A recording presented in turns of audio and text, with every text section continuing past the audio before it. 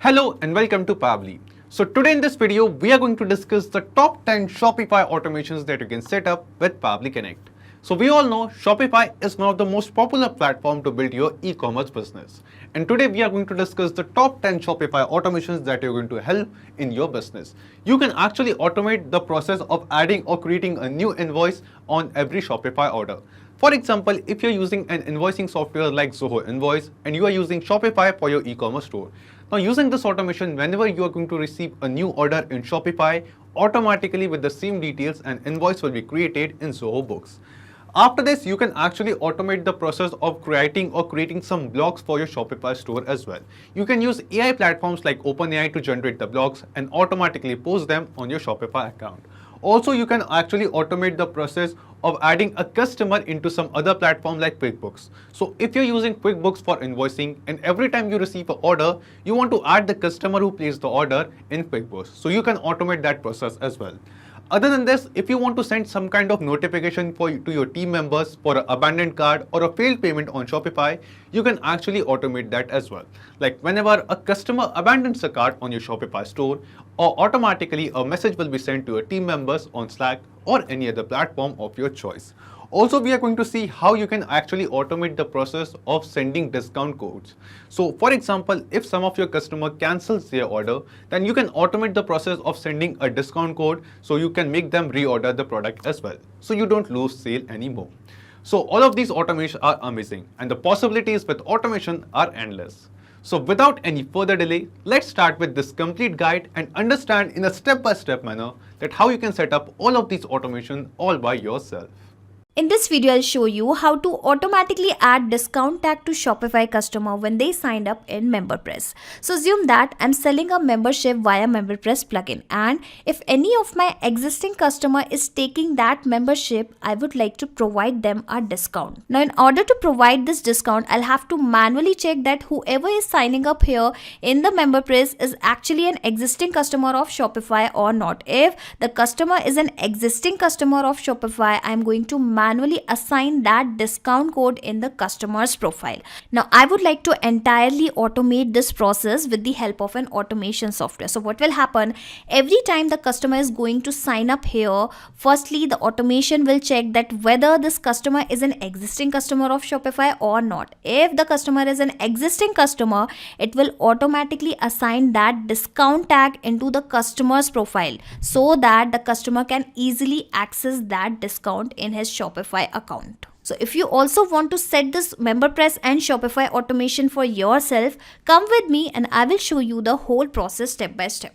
So this is my MemberPress dashboard, and here I have created a membership, and if any of the existing Shopify customer is going to take this membership, I am going to provide them a discount. Now in order to provide this discount automatically, I'll have to first build a connection in between these applications, and I am going to do that with the help of Pabbly Connect, which is an amazing integration and automation software via which you can easily connect to multiple applications and automate your task. Well, you can also reach here by typing pabbly.com/connect. I will also attach this link into my description box. Now, if you are a new user of Pabbly Connect, you will have to sign up for free, where you will also get free tasks to test these kinds of amazing automation, that too every month in your account. I am already an existing user of Pabbly Connect, so that is why I have clicked on sign in, and this is how I will reach to the dashboard of Pabbly Connect. Now here you will have to click on this blue button that is create workflow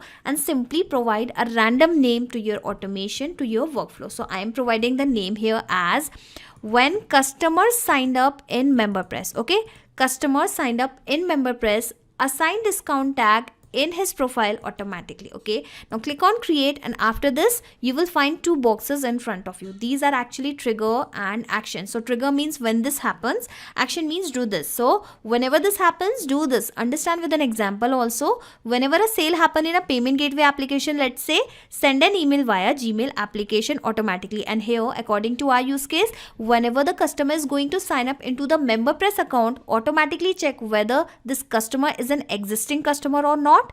If the customer is existing customer, assign the tag of discount code automatically in his Shopify profile. Okay, so this is how we need to always select the applications in which we are building an automation. And here the first application I am going to choose as the MemberPress, because I am going to sell. I have created my membership into this MemberPress, and I want that whenever the person is going to take the membership, this automation should start trigger. So that is why I am selecting this specific trigger event, that is member sign up completed, which means triggers when a new member completes the sign up and their payment is accepted. Just in case, if you want to select any other trigger event, if you want that whenever the new member is added, at that time you would like to provide the discount, you can also select the same, but currently I am selecting this specific only. Okay, and after selecting this trigger event, here you can see a webhook URL has been provided. Okay, so firstly you will have to follow these instructions one by one in order to connect your MemberPress account with the Pabbly Connect, so that we can capture the MemberPress data first into the Pabbly Connect, and then we are going to send the same data to the Shopify application. Okay, so how I am going to do that?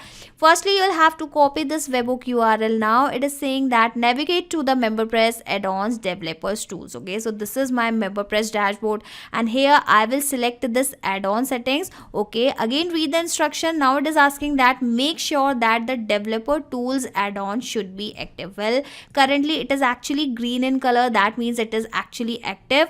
And now it is asking to select the developer settings, and after that you will have to search for the webhooks. Okay, so here we have the developer section, and here I'm going to search for the webhook option. Here you can see several webhooks are already added here, but I'm going to build a new connection, so that is why I am going to click on this plus icon, and here I will be adding the same webhook URL which we have received via Pabbly Connect. And after that you will have to click on this advanced section, and you will have to choose that on which particular specific event happening you would like to send the data to Pabbly Connect. Well, how about I select all the events, or you can also select the specific event, something like the member sign up completed, which we have selected here also. Okay, but for now I will select all the events. Now finally I'll be clicking on the save webhooks button, and you will see how it will be connected. Basically the MemberPress and the Pabbly Connect is now connected. Okay, so coming back here, and when you will read the instructions, it is actually waiting for the webhook response. Okay, so log into the application where you have added the webhook URL and do a test submission or record, so that the data can be recorded here in the webhook response. Okay, so it is asking to do a test submission or record, and here the test submission means signing up of a new member into the membership of our MemberPress plugin. Okay, so here I will be going to the membership, and here I am going to open this membership in completely a new tab, and then I am going to sign up for this membership. Okay, so firstly I am going to copy this link address, and then I am going to open this link in completely a new tab in different tab. Okay, so I have pasted it. So this is the lifetime membership page, and from here only I am going to sign up into this membership. Alright, and I am going to sign up with some dummy details, and here you can notice that I am selling this subscription for free because I am creating this automation just to show you how the process can be automated. But you can assume that I am actually selling this subscription for paid, and the customer is actually signing up for this particular membership, and the name of the customer is dummy, the last name is dummy customer. All right, the username, assume that I am adding this 12345 dummy 123456 as the username, asking for the email address, so demo@pabblytudes.com. assume that this is the email address of the person, asking for the password. So how about I copy the same thing and keep it as a password, and finally I'll be clicking on sign up button, and this is how I am signing up for this membership into MemberPress. Alright, so here you can see your subscription has been set up successfully. Okay, so I'll be coming back to Pabbly Connect, and here I will check for the response, and here you can see as soon as a member has been signed up, basically the member sign up completed, we have received the response into the Pabbly Connect. Okay, so let us check the details one by one. Alright, so here you can see the event type is actually the member added, and here we have the data username as dummy123456, and yes, it is the same username which I have provided at the time of membership sign up. All right, let us check for other details. Where is the email address of the person? All right, I'll have to check for that. And here you can see the last name of the customer is here. Here we have the first name, here we have the email address, the full name, and we have actually captured all the details. Okay, and this is actually the lifetime membership. Okay, the title was lifetime membership. Okay, so the presence of this data clearly shows that the first step of our automation of our integration is working absolutely fine. Okay, so now onwards, every time someone is going to sign up into the MemberPress, the details will be captured here. And remember, at the time of event selection into this MemberPress, okay, we have specified that every event should be captured. Okay, let me show you once again. In this developer section, while doing this advanced setting, I have specified all the events, but here I would recommend you to select this particular specific event only. Otherwise, what will happen if we are going to capture the response on happening of every event, the detail will be captured. But here in this particular case, you want the detail only when member is going to sign up. All right, so coming back to my Pabbly Connect's dashboard, and here now I am going to check whether the person who has just signed up is actually the existing customer of Shopify or not. Okay, so how I am going to do that? You just need to click on this particular next application and choose Shopify as the next application. And here in the action event, you will have to select this search a customer, because we are actually going to search for a customer. Okay, so let me search for that specific action event. Well, I do not have the value as the search, I have the value as the find. Okay, so I am going to find the customer with the help of email address. Okay, so clicking on connect, and here you will have to select add new connection, and for the connection it is asking for the API key and the subdomain. Okay, so you can read the instructions, and from where you can get the subdomain? Well, from your URL you will have to type this this particular subdomain. Okay, basically the part after the double slash and before this full stop, before this dot. Okay, so I'm going to paste the same here. And secondly, it is asking for the admin API access token key. Okay, so how you can get this API access token key, you can also watch this particular video. Okay, for now I will directly take you to the Shopify account, and here you will have to click on this app section, then click on this app and sales setting, then you will find an option of develop apps. You'll have to click on that option, then we are going to create a new app for this. So I am going to give a name, that is MemberPress and Shopify Automation. I'm just providing this particular name. All right, after providing the name, you will have to click on this create app button, and once you have specified the name to your application, now you will have to provide the scope. Basically, you will have to provide the permissions. So here you would like to search for the customer, so that is why I'm going to provide all the permissions related to the customer. Okay, here you can see the read and the write customer. Okay, now finally I'll be clicking on this save button, and you will see this install app button will be enabled. Okay, so I have provided the name to my application, I have also provided the permissions. Finally, I am going to install this particular application, and after that, after installing which, you will get the API token here, and you can reveal this token only once. So whenever you will generate this token, make sure you save this token somewhere else for the future use. Okay, so pasting this and clicking on save, and this is how you can connect your Shopify account with Pabbly Connect. Okay, now we are going to find the person with the help of email ID. So instead of providing the email address manually, I will map it, basically the email address which we have received, and I don't need to manually map it. Simply click on this particular field and you will find your above data here, and you just need to search for that specific data. Well, here I am searching for this email address. Now finally I'll be clicking on this button save and send test request, but before that, let me take you to the Shopify app, and here I'll be going to this customer section and we'll check whether this particular customer is already the Shopify customer or not. And here you can see the dummy customer, and let us check for the email address of this person Alright, so here we have the email address. Alright, here you can see demo@pabblitudes.com. This is the email address of the person. Well, that means this customer already exists into the Shopify. Now I'll be clicking on this button, save and send test request, and let us check what Pabbly Connect is saying, that whether this customer is exist or not. Well, the response is positive, which means the customer already exists. Okay, so if the customer is already exist, what should be the next step? Basically, we want to provide a discount to this existing customer because he has actually taken our membership as well. Okay, so how I am going to do that?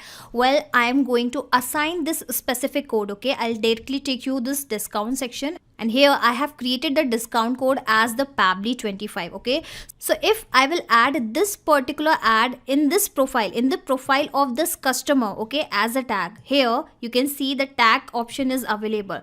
If I'm going to provide this tag here to this profile, the same discount code will be applied to the customer's profile, to this specific customer's profile automatically, and he is now able to use this particular discount code. Okay, so instead of providing this code manually to each customer who is signing up for my membership, I would like to do it with the help of Pabbly Connect, basically with the help of automation. Okay, so if this customer is already exist, the tag should be assigned. So how I am going to do that? You'll have to search for the Shopify application once again, and in place of action event, in case of action event, this time instead of searching, we are going to update a customer. Okay, and here you can see update customer action event. Click on connect, and this time you do not need to click on this add new connection and install that application. You can reuse those existing connection by simply clicking on the save, and this is how your Shopify account will be immediately connected once again with the Pabbly Connect. Okay, asking for the customer ID. Okay, so here instead of adding the customer ID from this drop down, I am going to map it. And how I can perform it? Simply enable this mapping button, remove this existing ID, and I'm going to map the customer's ID right from here, basically from this drop down. Okay, so why I am mapping this value, why I have not selected the email address from the drop down? Okay, so if I will select the email address from the drop down, what will happen? The value will be fixed always, the email address will be fixed always, but right now I have mapped this value. So whatever the values you're going to map in your automation, in your workflow, these values will be replaced automatically when this automation will work in real time. So what will happen? The customer will sign up. Okay, and we are going to check whether this customer is already exist or not. If it is already exist, we are going to apply that discount tag with the help of this update customer action event. Okay, so if you're going to map this value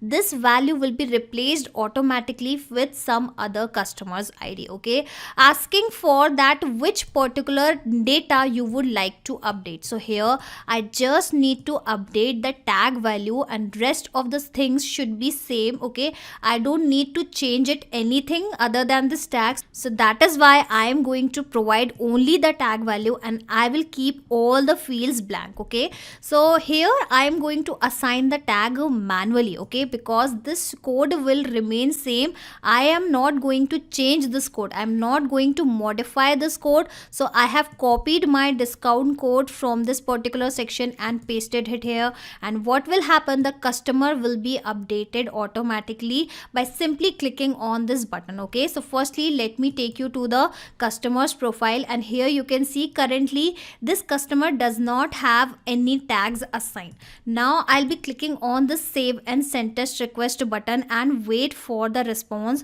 While the response is arrived, now I am going to refresh this particular page and check whether the customer is assigned with that new discount code or not, with that Pabbly 25 discount code or not. And here you can see the Pabbly 25 discount code has been assigned as a tag automatically to this customer's profile. Okay, so this is the power of automation, this is the power of Pabbly Connect, that without doing anything inside Shopify and MemberPress, I am able to do everything with the help of Pabbly Connect. Okay, now I would like to inform the same by sending an email to this particular person. Okay, so how I am going to do that? Simply click on this plus icon, and since I want to send an email, so that is why I will select a Gmail application here, because of course for sending the email, you will have to use this Gmail application. And here I would like to send an email. Click on connect, and here you will have to provide the access of your account. So connect with Gmail and provide the access from here. And once you will provide the access of your Gmail account, the authorization will be successful and your Gmail account will be immediately connected. Now it is asking for the recipient email and other details. Okay, so here I would like to send this particular email to which person? Basically to this particular person. Okay, so where is the email address? I'll have to search for that. Basically this is the person to whom we are assigning the tag. So here we have the email address, and make sure that you map the email address from the last step only, because this is actually the existing customer. Okay, and now it is asking for the sender name, so I will write something like Pabbly. Okay, and further it is asking for the email subject line, the reply to, and other things. Okay, so how about I write something like you have got a discount on Shopify store. Okay, on your Shopify store. Okay, and let me correct the spelling as well first, and I'm going to copy the same content. Reply to will be blank, email content type will be plain, and finally the email content, basically what email you would like to send to the person. Okay, so here I also want that after this hello the person name should appear. So here I'm going to map the name of the person. So simply search for the name here, and here we have the dummy customer as the name. Let me search for that. All right, so I have mapped the name. Press enter. You have got a discount on Shopify store. Use the code, and here I will map that tag. Okay, basically the discount tag. So where is the discount tag? I'll have to check. Here you can see customer tags is actually the Pabbly 25. Okay, so finally I'll be clicking on this button, and you will see how the same customer will automatically receive this kind of email. Alright, so finally I'll be clicking on this button, and this is the Gmail account of that person. Click on this button and wait for the response to receive, wait for the email to arrive here. Alright, and well you can see the response status is actually sent. Let us wait for that email, and here you have got a discount on Shopify store. You can see the email has arrived already. Okay, hello dummy customer, you have got a discount on Shopify store. Use the code Pabbly25. Okay, so this is how you can automatically assign any kind of tags to your customers automatically with the help of automation, with the help of Pabbly Connect. You just need to set this automation inside Pabbly Connect once, and after that you do not have to do anything manually. Pabbly Connect will take care of all the tasks. You can simply close Pabbly Connect from here, and in case you want to access this automation into your Pabbly Connect account, I will also attach the shareable link of my workflow into my description box.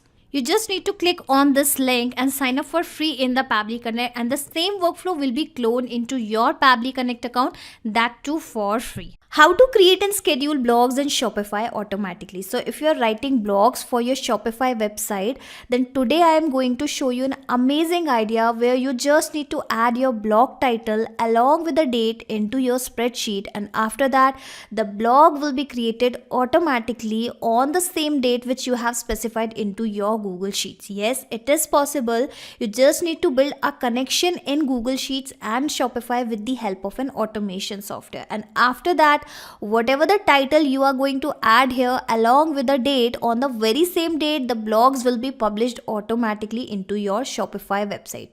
So this is how you can entirely automate your blog writing process, blog scheduling process. Want to learn how you can set this automation for yourself? Come with me and I will show you the whole process step by step. So this is my daily blog writing sheet where I'm maintaining all my blog title along with the date of publish, and I want every time I'm adding the blog title here along with the specific date, the content should be created automatically on the very same title, and it should be even published on this specific date into my Shopify website. So how I am going to entirely automate this process? Well, for the content generation part, I'm going to use this OpenAI application, which is an amazing AI research research and deployment company via which you can perform various kind of artificial related tasks, basically AI related tasks, and you can even perform the content generation task with OpenAI. Okay, so firstly I'm going to connect my spreadsheet with OpenAI and then with Shopify, and this is how I am going to entirely automate this process. And I'm going to connect these applications with the help of Pabbly Connect, which is an amazing integration and automation software via which you can connect multiple applications and automate your tasks. Okay, and you can also reach here by typing pabbly.com/connect. I will also attach this link for your reference into my description box. Now if you are a new user of Pabbly Connect, you will have to sign up for free, where you will also get free tasks in your account every month in order to test these kinds of amazing automation.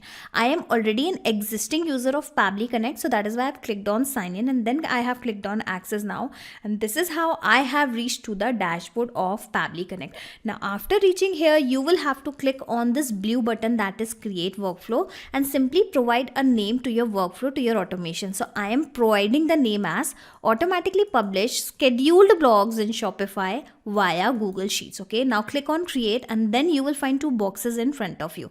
These are actually trigger and action. So trigger means whenever this happens, action means do this. Okay, whenever this happens, do this. Understand with an example also. Whenever a sale happen in a payment gateway application, let's say send an email via Gmail application, and here according to our use case, whenever the blog title is added into the Google Sheets application, automatically generate content via OpenAI application and then post the same blog into Shopify application. Okay, so generally this is how we need to always select the applications in which we are building an automation. But here, instead of selecting Google Sheets as the first application, I'll select the scheduler. Now why this schedule? Well, it is an amazing feature of Pabbly Connect via which you can schedule your automation, schedule your workflows, and here I want to schedule my automation every day. Okay, so what will happen?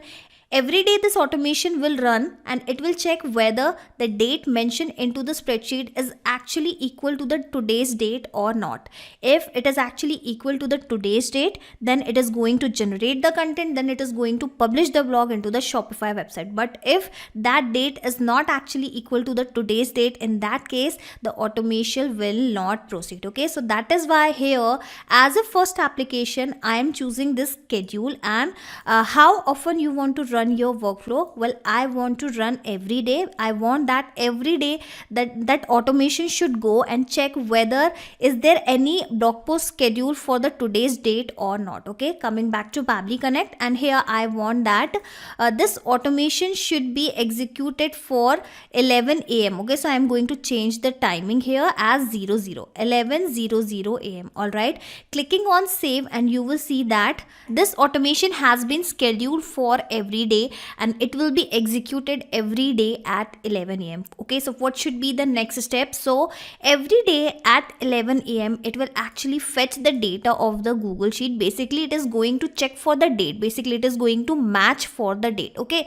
so for that firstly I'll have to fetch that what is actually the today's date. Then I am going to compare the today's date with the sheet date. Okay, so how I am going to do that? Well, with the help of date and time formatter feature of Pabbly Connect. Okay, this is an amazing feature of Pabbly Connect via which you can perform various kind of amazing operations within your date. Well, here currently I just want to fetch the current date, that what it is today's date. Okay, so that is why I'm going to search for this particular action event, clicking on connect, and here you can see it is connected. You just need to provide a basic format. So how about I select the date format as DDMMYY, because the current date format which I have specified into my spreadsheet is actually also into the same format, that is DDMMYY. So that is why I'm going to keep both the date formats similar so that it will be easier to compare. Now include time zone. No, I don't want to include time zone. So that is why I'm going to keep it as false only, clicking on save and send test request, and then it will give me the today's date to the current date. Okay,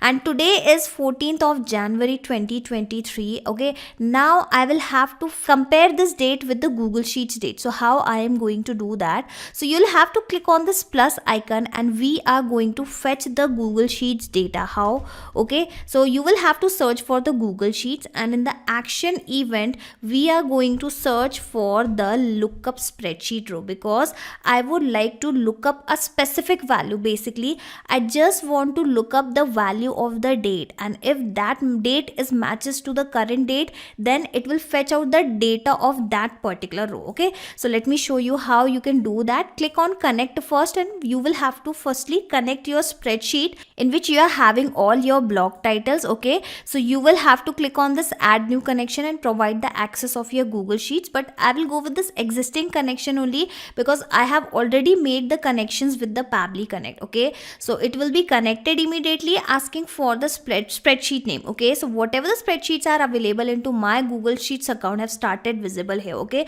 so I'll have to search for this particular spreadsheet. So let me copy the name and let me search for the same. All right, and here is that sheet, daily blog writing sheet for the fitness website. Second thing, it is asking for the select sheet. Well, I just have a single sheet into my spreadsheet which has got selected automatically, so I don't need to select anything here. Asking for the lookup column and the lookup value. So here I would like to look up for which particular data, basically for the date, and my date is actually available into this B column. So that is why here in this lookup column I will write the value as the B, because I want to search for the date in B. And what kind of value, what type of value I would like to search? So I would like to search for the current date. So I have already fetched the current date in my previous step. Okay, with the help of date and time formatter feature.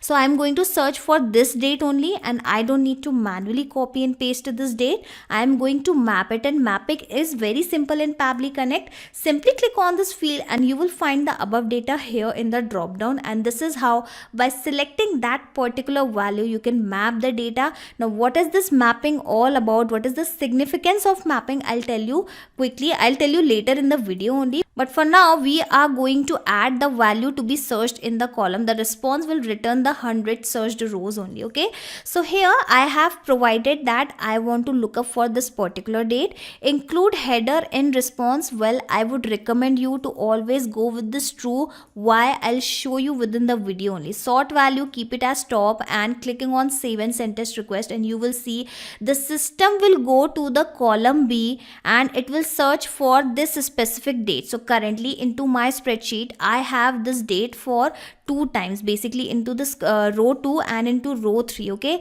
now I will show you the response of this particular step, and here you can see I have the row index as 2 and 3. I have the title as how to lose belly fat and how to gain fat with healthy diet. Here you can see the row index of 2 and 3, and here are the same title and the dates. All of these data has been fetched automatically into the Pabbly Connect, because we have specifically looked up for this particular date, and on this particular date I have only this particular data and the row index only. So, okay, so I have all the data, but currently the data which I have received consists of 2 rows data. Okay, for the row 2 and for the row 3, and in order to execute this automation I'll have to execute this automation one by one. Basically the data will be processed one at a time only. Okay, so I'll have to segregate this data, and how I am going to do that? So firstly you will have to recapture this response into the advanced format. So how you can capture the same data into the advanced format? Simply you'll have to toggle this off button, toggle off this particular button, that is simple response, and this is how by clicking on this button you can recapture this data into the advanced format. Now you will see I will have the data in terms of the key and the value. Here you can see I have the data, key and the value. Here I have the key as the block title, and here I have the value as block title. Okay, again key, that is date of publisher, and that value is date. Okay, so this is how firstly I have the data of row 2, and secondly I have the data of row 3. And how I am going to process this data one at a time? Well, with the help of iterator. Okay, and iterator always accept the data into the array format only. Basically it will always accept accept the data which has been captured into the advanced format. So that is why we have specifically captured the same data into the advanced format instead of this simple format. Okay, so that is why I am going to select the iterator here, and then I am going to map the same data into the iterator value. Okay, well, it has taken this data automatically, 3 response result, and yes, it is the same data, that is response result. Why that number was showing, the 3 number was showing, because this particular step is actually the third step, so that is why 3 dot response result. Okay, finally I'm going to click on this button save and send test request, and you will see now you will get the data one at a time. Okay, so this is how this automation is going to take place. Well, here you must be thinking that currently I just have the data of second row only. However, for the 14th of January I have received the data of third row as well. Okay, so how I am going to execute this automation? Well, here you can see in the instruction that at the time of workflow execution it will process all values one by one. So this is how that second value will be also processed, but one by one. Okay, you do not have to worry about that. Okay,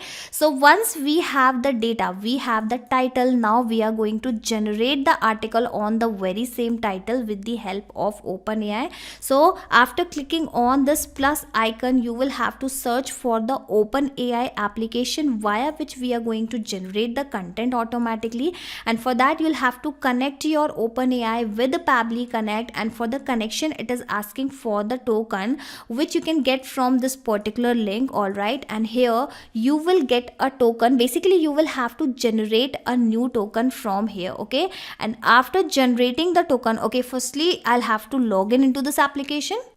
And once you have created an account into the OpenAI's dashboard, after the successful login, you will have to click on this playground section, and here only we are going to perform some amazing things. Let me even show you. Simply write an instruction in this playground that write a story on cat, and you will see a magic that the system will start generating a story on the very same title, that once upon a time there was a little black cat named Felix.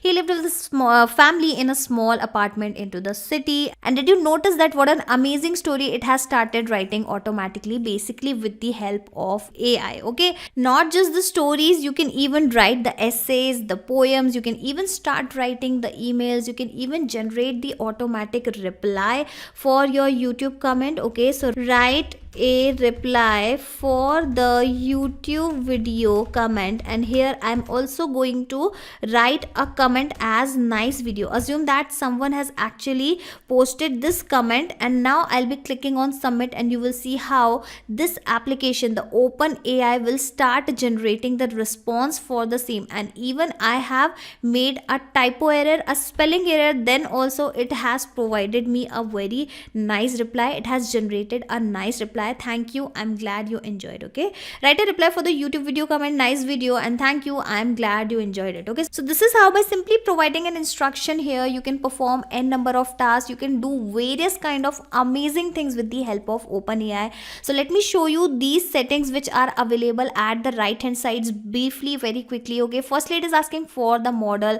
Well, it has provided several models here, and I always go with this text, the Vinci 003 model, because it is the most capable model into the GPT-3 series, and it can perform any task the other GPT-3 models can. Okay, often with higher quality and longer output and better instruction following. Okay, and moving further, we have another feature as the temperature, which controls the randomness of the content, lowering results in less random completion. So as temperature approaches 0, the model will become deterministic and repetitive. So if you do not want the deterministic and repetitive content, you will have to provide some kind of value here.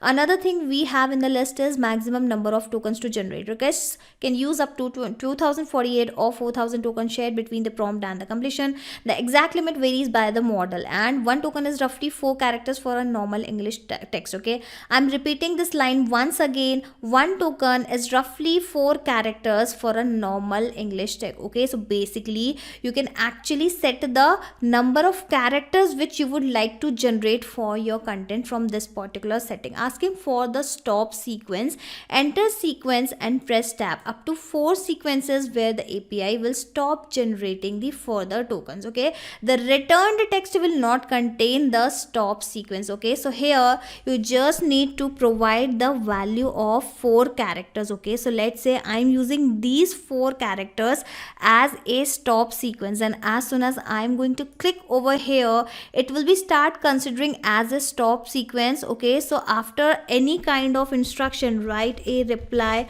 on YouTube video comment, and here if I am going to provide a content as nice video, and if after that I am going to use this stop sequence, it will actually consider it as a stop sequence only. Okay, so this was my stop sequence. All right, asking for the top P, well, it controls the diversity via nucleus sampling. 0.5 means half of all likelihood weighted options are considered. So basically it controls the diversity of your content, and you can even read more about the nucleus sampling on the internet. Now asking for the frequency penalty, how much to penalize new tokens based on their existing frequency in the text so far. Well, it decreases the model's likelihood to repeat the same line verbatim. So just in case if you do not want the content of the repetition line, you will again have to provide a value here. Asking for the presence penalty, which means how much to penalize new tokens based on whether they appear in the text so far, and it increases the model's likelihood to talk about new topics. So if you want that your system should always generate the new topic, new content, but do not the duplicate content, you will have to provide a value as the presence penalty. Best of, well, you will have to read the instructions one again. It generates the multiple completion server side and displays only the best. Okay, streaming only works when set to 1. Since it acts as a multiplier on the number of completion, this parameters can eat into your token quota very quickly. Okay, so here let's assume that you have provided an instruction with a value of best of 1. So what will happen, only a 1 copy of this particular content will be generated. But if you are going to write as a 3 here, the system will generate the 3 copy of the content, and then it is going to provide you the best of 3. Okay, so that is the use of this best of, but I will keep it as 1 only, otherwise my quota will be used. Okay, now this is how you can do the settings as per your choice, as per your requirement. Coming back to Pabbly Connect, and here I am to perform these several settings. Asking for the AI model, so as I have told you earlier that I always go with the text is a Vinci 003 model because it is the most capable model. Further, I am going to select the prompt. Please make sure that you are entering the prompt properly. You can check the supported prompt formats here. Okay, so whatever the instructions I am going to provide here, if I'll click on this view code button, you will see that the instructions and the reply will be considered as the prompt. Okay, so here I want to provide a instruction something like write an article, so that is why here I'm going to manually write it as write an article. Okay, and after this particular prompt here I'm going to map the blog title, and from where I will get the blog title from my Google Sheets data. Okay, and not from this Google Sheets data, I will map the value from my iterator step. Okay, because it is going to execute the data one at a time, and currently we have in the queue as this particular blog title. All right, now why I am mapping this data, because whatever you are going to map here will be replaced automatically when this automation will work in real time. I am repeating here, if you are going to write anything manually, that data will remain same, but if you are going to map anything, it will be replaced automatically when a new value will be arrived here. Okay, so let's say currently we have 2 values for the 14th of January, so one at a time. Okay, firstly it is going to execute the data for this particular title, and in the second time this existing title will be replaced automatically and this new title will be added automatically here. You do not have to do anything because we have mapped this data. Okay, asking for the maximum token, the sampling type, the sampling value, the presence penalty, the frequency penalty, the stop sequence, and few other settings. Okay, so I'm going to leave all these fields blank, and you will see it will automatically capture the default value. Now I'll be clicking on this button save and send test request, and you will see how this open AI step will produce a content automatically under this choices 0 text. And if I am going to review this particular content, are you ready to get rid of all your belly fat? It can be a daunting task, but it is possible if you follow a few steps. Belly fat is something many of us struggle with, especially after having kids or losing weight. Okay, so here you can see it has generated a very nice content on the very same title which we have fetched via Google Sheets. Coming back, and here once you have that article, you can draft the very same article into your Shopify website. For that, you'll have to click on this plus icon and search for the Shopify blog only. And here, as an action step, I am going to choose as create a blog entry, because I would like to generate the article, generate the blog. Here click on add new connection, and for the connection it will ask you the token and the subdomain. Well, for the subdomain, you can actually get the subdomain from your URL only. Okay, so simply copy this URL after this double dash and before this dot, okay, and paste it here. You can even read the instruction here that enter your Shopify store subdomain, example this, and the subdomain should be here. Okay, API access key. Okay, you can create your API access token key by login to your Shopify account. After login, navigate to apps, develop app, and then click on create app and follow these steps as shown in the video. Okay, so if you want to generate the token, you can also visit this particular video. Firstly, I'll take you to the Shopify website, and here you will have to go to the apps, and in this apps and sale channel setting, you will find an option of the develop apps. Click on that very same option, that is develop apps, and here we are going to generate a new app. We are going to create a new app. So click on this button, and here I will create an app something like automating blogs with Pabbly Connect. Okay, and after providing the name, click on this button create app, and after that you will have to specify the permission for this particular app, that what kind of action this app can perform. Okay, for that you'll have to click on this configure admin API access, and here I am going to search for the blog directly, and here I am going to provide both the write and the read content permission. Okay, clicking on save, and finally after providing the access, I am going to install the very same app into my Shopify website, into my Shopify account, and this is how I will be able to access the token. Okay, and the token can be revealed only once, so make sure whenever you're going to copy this token, you should save it somewhere for the future use. Okay, so I'm going to copy the same, coming back to Pabbly Connect and pasting it here, and click on save, and this is how you can connect your Shopify account with the Pabbly Connect. All right, it is connected. Firstly, it is asking for the blog, basically the category, so I'll directly take you to the blog section. Where is the blog section? I'll have to close this, and here you will find the option of blog post, and here currently I have two categories, that is the fashion and the lifestyle and the news. So I am going to post the blog related to the fashion and the lifestyle only, because fitness comes under the lifestyle. So I'll go with this particular category, asking for the title, the author name, and the content. Well, I have captured the title from the Google Sheets, so that is why I'm going to map the same from the Google Sheets data only. Well, I'm not going to map the data from the Google Sheets directly. I will map it via iterator, because it is going to process the data one by one, and currently we are processing this particular data, and since I have mapped this value, the value is going to definitely change automatically when this automation will work in the real time. Asking for the author name and the content. Well, I can map the content from my OpenAI application. I have just shown you that it has sent me a content, a very nice content.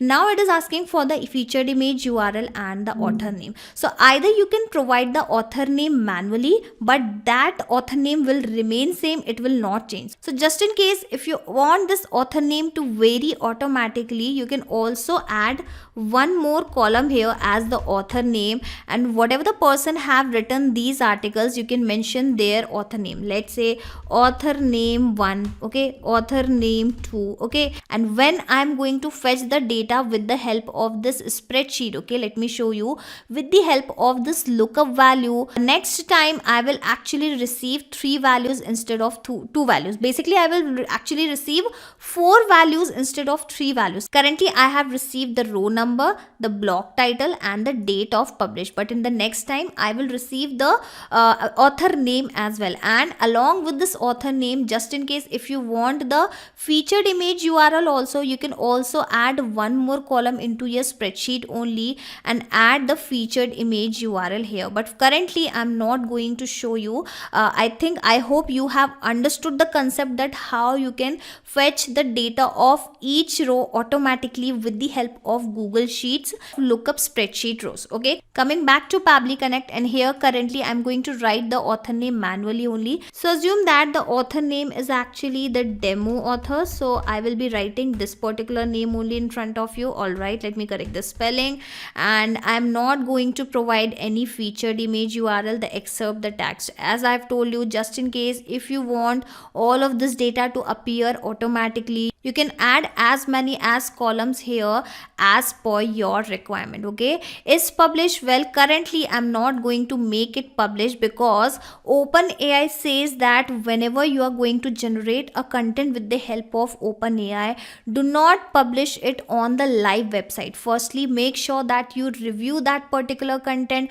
and if you are satisfied with that content, then only after the approval you should actually make the things live. Okay, so just in case if you want to publish the blog post directly into your Shopify website, you can choose this true value, but currently I'm going to first review this blog post and then only I'm going to make it live, so I will choose this as a false. Okay, so clicking on this button, save and send test request, and now I will take you to my blog post section of Shopify website. Then I'm going to refresh the blog post section of the Shopify and wait for the blog to be generated here automatically. And here you can see how to lose a belly fat. The content has been generated automatically into the Shopify website, and from here you can even see that the same content has been added. Okay, so clicking on this preview button, and let us check for the very same blog. Here we have the title and here we have the content. Okay, so this is how now onwards every time you are going to add the blog title here along with the specific date, the automation will automatically generate a content with the help of OpenAI, and the automation will automatically create a blog post into the API. And currently I have simply drafted this blog into my Shopify website, so currently it is hidden. Okay, but just in case if you want to automatically publish it, if you want to automatically live it, you can do the same from here.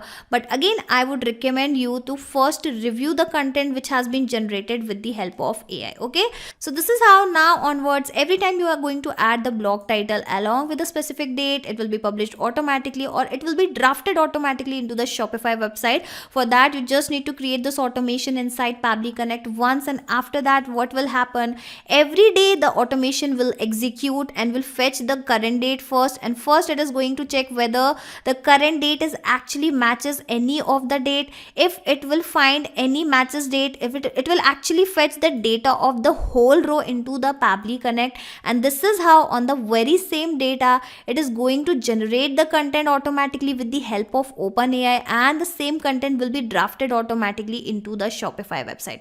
And you just need to create this automation inside Pabbly Connect once, and after that you do not have to do anything manually. Simply close Pabbly Connect, simply close OpenAI application, and just in case if you want to access this automation into your Pabbly Connect account, I will also attach the shareable link of the very same workflow which I have created in front of you into my description box, from where you can access the same workflow into your account. You just need to click on this link, sign up for free into the Pabbly Connect, and the same workflow will be cloned into your account, that too for free.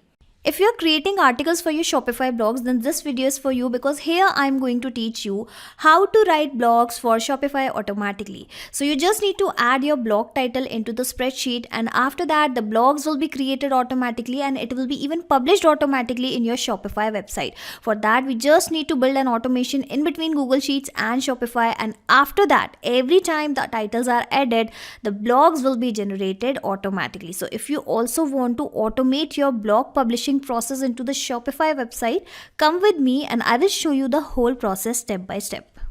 So in order to automate my blog writing task into the Shopify, I'll have to connect my spreadsheet in which I'm maintaining all the blogs data with Shopify, and I'm going to do that with the help of Pabbly Connect, which is an amazing integration and automation software via which you can easily connect multiple applications and automate your task. Okay, you can also reach here by typing pabbly.com/connect. I will also attach this link into my description box for your reference. Now, if you are a new user of Pabbly Connect, you will have to sign up for free, and in the free account you will also get free tasks every month in your account in order to test these kinds of amazing automation. I'm already an existing user of Pabbly Connect, so that is why I have clicked on sign in and then I have clicked on access now, and here you can see I have reached to the dashboard of Pabbly Connect. Okay, so after reaching here, the very first thing you'll have to do is to click on this blue button, that is create workflow, and simply provide a random name to your workflow, to your automation. So I am pasting the name here as when the blog title is added in sheet, publish blogs in Shopify automatically. Okay, so click on create and then you will find two boxes in front of you. These are actually trigger and action. Trigger means when this happens, action means do this. So whenever this happens, do this. Understand with an example also. Whenever a sale happen in a payment gateway application, let's say, send an email via Gmail application automatically. And here according to our use case, whenever the blog title is added into the Google Sheets application, auto generate the articles. And here for generating the articles, I am going to take the help of OpenAI application. So I am going to select this OpenAI application here, and I'll tell you about this application within the video only. And once the articles are generated, publish the blogs into the Shopify application. Okay, so this is how we need to select the applications in which we are building an automation. And firstly, I have all my blog titles or data into the spreadsheet, so that is why I'm going to connect my spreadsheet with the Pabbly Connect with the help of this webhook URL. Okay, so if you will select this trigger event, you will get a webhook URL. Let me show you. Here you can see it is the webhook URL, and the trigger event means whenever the data is added or data is updated into my spreadsheet row, I want that this automation should start trigger. So that is why I have selected the trigger event. Now you will have to copy this webhook URL and follow these instructions one by one in order to build the connection in between Pabbly Connect and spreadsheet. Okay, so I have copied this webhook URL. Now you'll have to go to your spreadsheet, go to extension, go to add-ons, click on get add-ons, search for the Pabbly Connect webhooks add-on here. Okay, I'll have to wait for that. Alright, so I'm searching for the Pabbly Connect webhooks, and as soon as you are going to search that, you will find the add-on here which you need to install. Well, it is already installed into my account, so that is why I'm going to close it directly. Okay, and after installing this particular add-on, you will find your add-on here only. Okay, Pabbly Connect webhooks. Click on initial setup, and here it will ask you two options, or provide the webhook URL and provide the trigger column. Well, trigger column is the same column which we have received via Pabbly Connect, so I'm going to add the same. And the webhook URL is the same thing which we have received via Pabbly Connect, which I have added here. And the trigger column, you'll have to read the instructions for that. Okay, so the trigger column will be your final data column, on which if the data is added, the whole of that row data will be sent to the webhook URL. Okay, so basically I want that whenever the data is filled up to this E column, this automation should trigger. So that is why I'm going to add the trigger column as E. But when I'll click on send test, you will see it will say that no data found in row 2 because we do not have any data in this row 2. Okay, so let me first write as yes here, and then you will see it will send the data to the Pabbly Connect. Okay, so clicking on extension once again, Pabbly Connect webhooks, clicking on initial setup, going to provide the webhook URL one more time. All right, so I have provided the same, and E will be the trigger column only. Clicking on send test, and this time you will see the test data will be sent successfully. And if you will come back to Pabbly Connect, you will see the response will be received immediately as soon as I have clicked on that send a test button. Here let me even show you the details one by one. Okay, so trigger column, yes, it was E only. Here we have the tags, here we have the spreadsheet name, daily blog writing sheet for the food website, daily blog writing sheet for the wood website.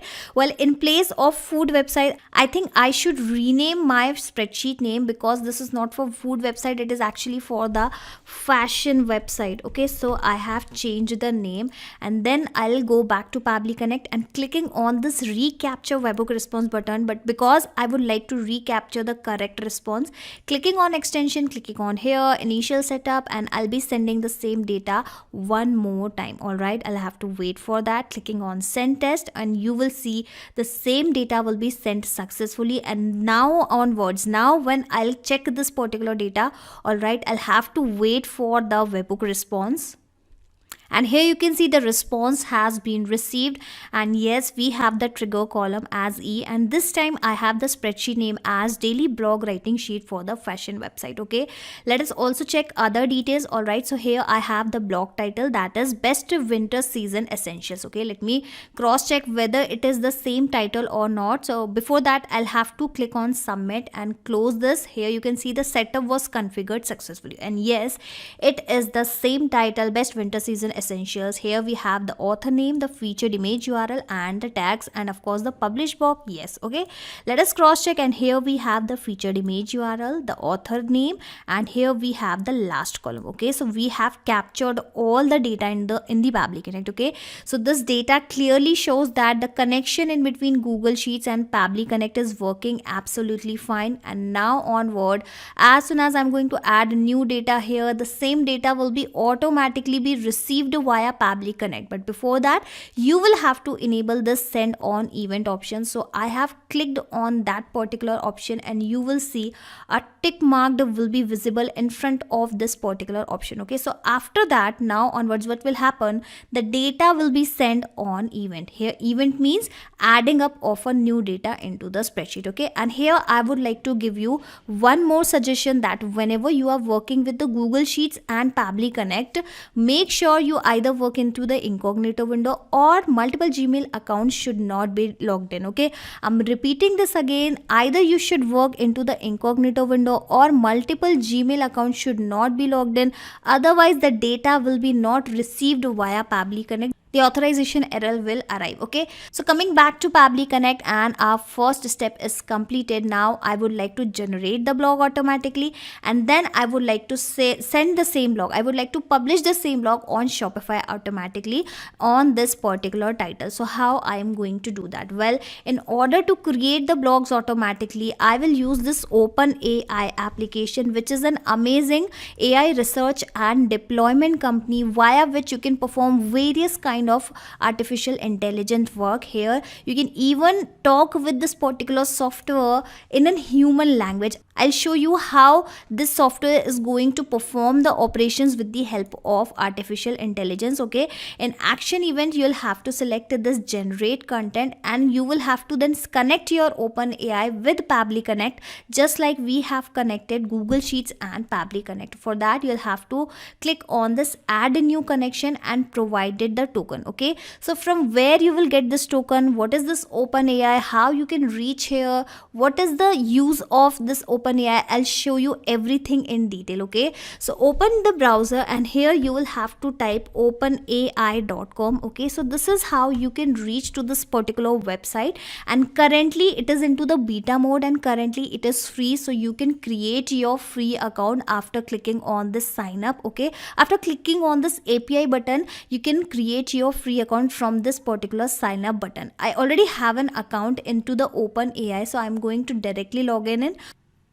Alright, so I have provided the access of OpenAI, and here you can see I have successfully logged in. Welcome to OpenAI. This is the dashboard of OpenAI. Here I'll be clicking on this playground button, because this is something via which we are actually going to talk with the system just like human do. Okay, so here, as the name suggests, playground, I am actually going to play with the content. Okay, so assume that I'm actually talking with the someone, and I am giving an instruction to someone that, hey, write a story on dog. And okay, so I'm giving the instruction to this particular system just like human, and then I'm going to click on the submit button, and you will see how it will listen our instructions and will start responding in this way. Okay, so I have provided the instruction as write a story on dog, and here you can read the story. Once upon a time, there was a small white dog named Fluffy. She had been living with her family since she was a pup and loved them dearly.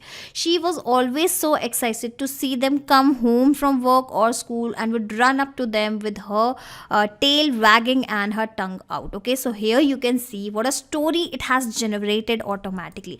And just like I have created the story here, not just a story, you can even start writing the blog. Okay, so here I will provide the instructions, something like write a blog on, and here I will write something like the makeup tips. Okay, I'm just providing the title of my blog. Okay, clicking on submit and you will see how it will be started generating the article on this particular topic. Makeup is one of the most important aspects of a woman's beauty routine. It can make a huge difference in how you feel about yourself, and it can also help you look your best in any situation. And here you can see it has also generated a blog. Let me show you another example that someone has posted a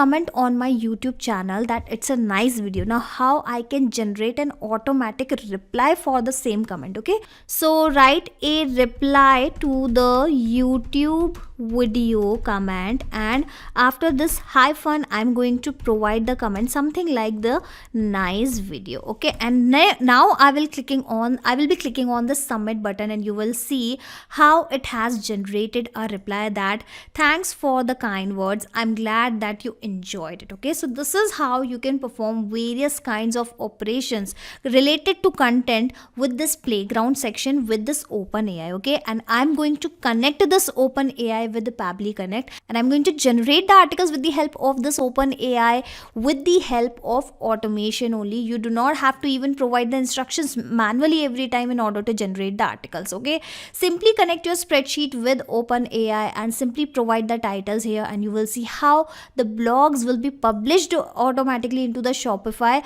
after generating into the openai.com. Okay, let me tell you about these settings one by one. So firstly, it is asking to select the model. Well, it has provided various model, and I always go with this text the Vinci 003 because it is the most capable model into the GPT-3s. It can perform any task the other GPT-3 models can, often with higher quality, longer output, and the better instruction following. Okay, so from here you can decide that what content you would like to generate with which particular model. Okay, asking for the temperature, you'll have to read the instructions that it controls the randomness, lowering results in less random completion. As the temperature approaches to 0, the model will become deterministic and repetitive. So if you'll provide the value as 0, it will provide you the repetitive content, but if you're going to provide some kind of value here, the chances are really very less that it will provide you the repetitive and deterministic content. Asking for the maximum length, again read the instructions. The maximum number of tokens to generate. Request can use up to 2048 to 4000 tokens shared between the prompt and the completion. Okay, the exact limit varies by model, and one token is roughly 4 characters for a normal English text. Okay, so this is how you can calculate the number of characters based on this maximum length. Okay, because one token is actually equal to the 4 characters. Asking for the stop sequence, enter stop sequence and press tab. Well, you can use a combination of any 4 characters. So let's say I'm going to use the combination as the double slash and the double hash, and when I'll click on this add, you will see it will start considered as the stop sequence into my content. Okay, so if I'm going to use the same sequence here, basically I'm defining the system that my content ends here. Okay, and I'm going to now delete this particular line, clicking on submit, and you will see how it will consider it as the line that this particular instruction has been ended here. Thanks so much, I'm glad you liked it. Okay, asking for the top P, frequency penalty, the presence penalty, the best of, and other things. Okay, so let us read the instructions one by one and understand these settings. Okay, it controls the diversity via nucleus sampling. Okay, 0.5 means half of all likelihood weighted options are considered. So basically it controls the diversity of the content. Asking for the frequency penalty, how much to penalize new tokens based on their existing frequency into the text so far. Okay, and it decreases the model's likelihood to repeat the same line verbatim. Okay, so here you'll have to provide some kind of value so that the repeated content will not be arrived here. Asking for the presence penalty, how much to penalize new tokens based on whether they appear into the text so far, and it decreases the model's likelihood to talk about the new topic. Here you should notice that what is written, it increases the model's likelihood to talk about the new topics. So again, you should provide some kind of value here so that you will always get the content about the new topics. Asking for the best of one generates the multiple completion server side and displays only the best. Okay, I'm repeating this line, I'm reading this line once again. It generates multiple completion server side and then it displays only the best. Okay, so this is the meaning of this particular feature. Whatever the value you are going to provide here, it will generate the multiple content based on this particular value, and then it will provide only the best content among those copies, among those content. Okay, so this is how you can read the instructions one by one and do the settings, understand the settings one by one. Okay, so I'll be coming back to Pabbly Connect, and here I'll be adding the token, and from where I can actually get the token, you'll have to click on this hyperlink and it will directly take us to that API token section only. Here you can see a create new secret key button is provided. You will have to click on this particular button, and this is how you can copy your secret key and paste it here. Okay, I'm not going to generate a new token key, so I'll go with the existing connection only. But make sure if you're building this connection for the first time, you'll have to generate the key from here and provide the same here so that we can connect OpenAI with Pabbly Connect. But for now, I will go with the existing connections only, and after clicking on save, you will see how it will be connected with Pabbly Connect. And the very first thing it is asking for the AI model, which we have just discussed into this playground only. Okay, and it has provided various model, and I always go with the text to the Vinci 003 model because it is the most widely used, most capable model. Asking for the prompt. Okay, so please make sure that you are entering the prompt properly, and you can check the supported prompt formats here. So let me show you what is this prompt all about. If you'll click on this view code, you will see what is this prompt. Write a reply to the YouTube video, comment nice video, and whatever the reply has been generated. Okay, so whatever the instructions you are providing into the playground are considered as the prompt only. So here I'm going to provide an instruction something like that: write an article. Okay, let me correct the spelling, article on, and here I will provide the title of my blog, and where I'm going to get the title basically from the Google Sheets. Remember, we have received the blog title into the Google Sheets data, and we don't need to manually copy and paste this data. We're going to map it, and mapping is very simple. If in Pabbly Connect, if you'll click on this particular field, you will get the above data here into the drop down. So let me map the name of the blog here as the best winter season essential. Asking for the token, the sampling type, the sampling value, the presence penalty. Well, these all are the same settings which I have just told you into this playground section.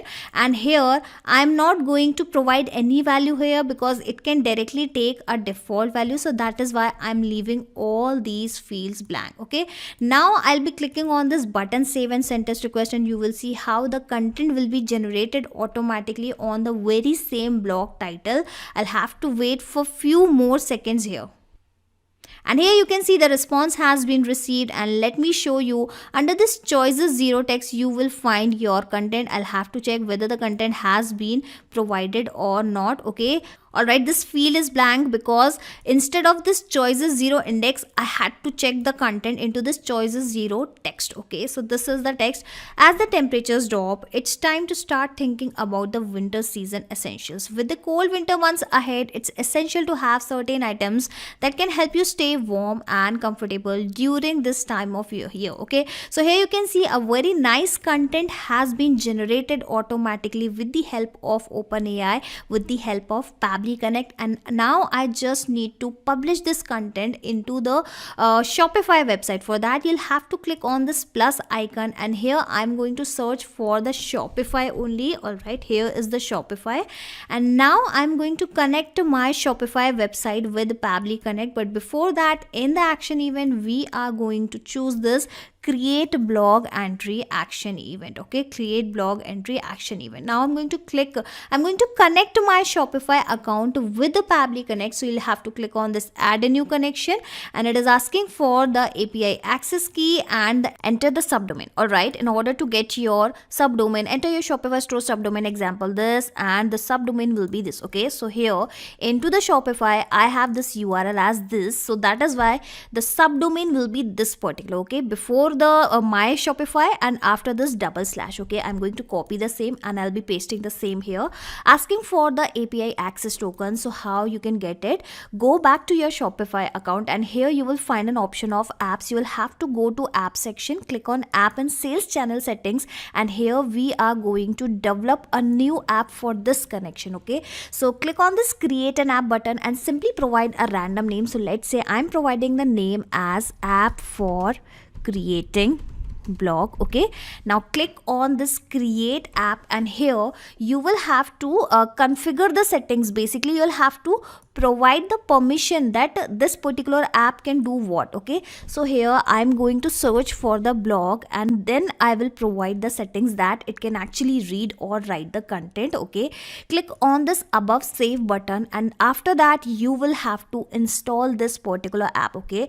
if you will wait, you will see this install app button. Okay, click on that, install your application, and this is how the application will be installed, and this is how you can get your admin API access key token, which you can reveal only once. So make sure whenever you will reveal this token, you can save it. You should save it anywhere, somewhere. Okay, firstly I'm going to reveal this, and then I'm going to copy this, coming back to Pabbly Connect, and then I'm going to paste the same here. And this is how you can also connect your Shopify account with Pabbly Connect, and you will see how it will be connected immediately.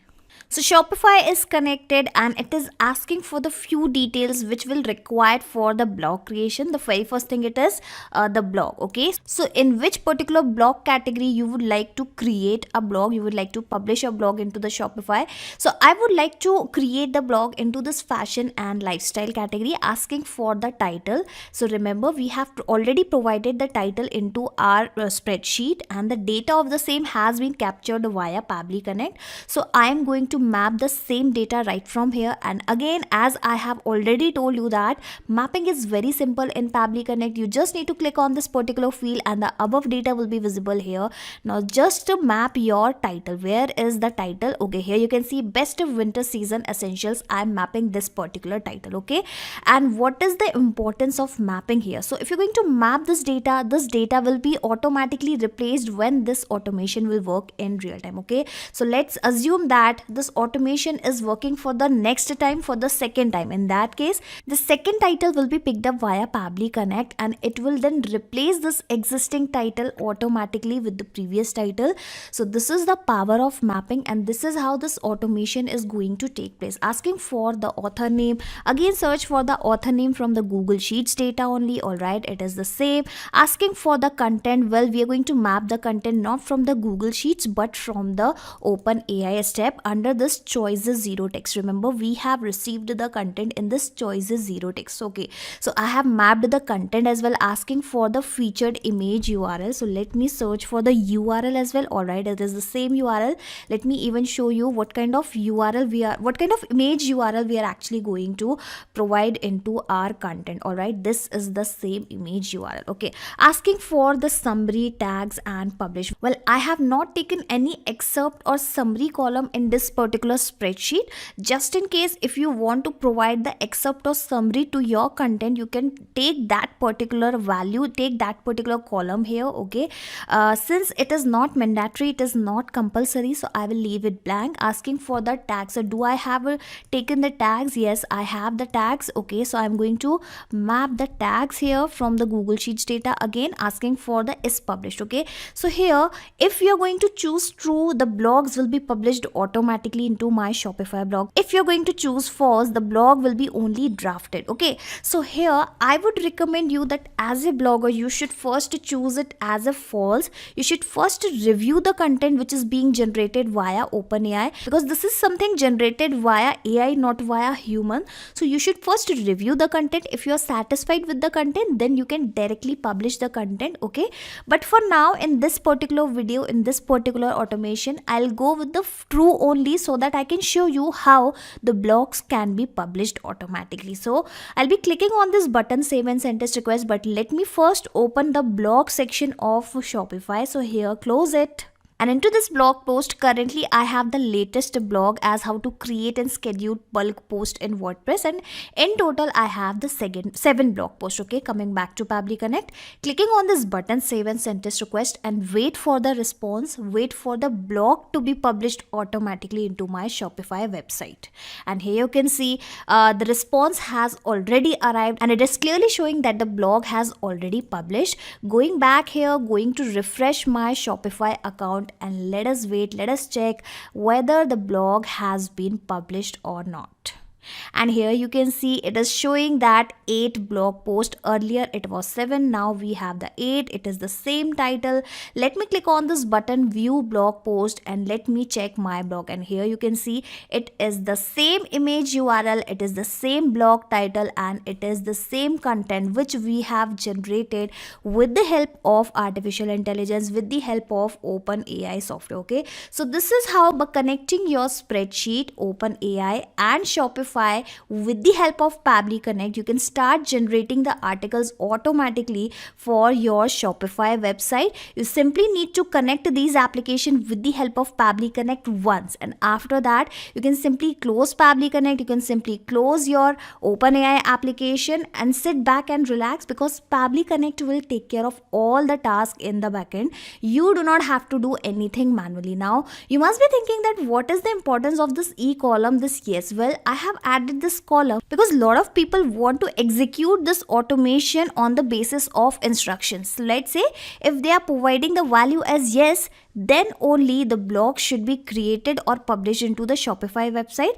Otherwise, if they are providing the value as no, the blog should not be created. So just in case, if you also want to create this automation on the instructional basis, basically on yes or no command basis, so you can also do the same. And for doing that, you'll have to introduce one more action step before your OpenAI step. Okay, so click on this plus icon, and here, in order to add this kind of condition, you'll have to apply this filter within your automation, which is an amazing feature of Pabbly Connect, via which you can apply several kind of conditions within your automation, within your workflow. Okay, so in this select label, I will select the column of yes and no. Where is that column? Okay, I'll have to check it. And here you can see publish the blog yes or no.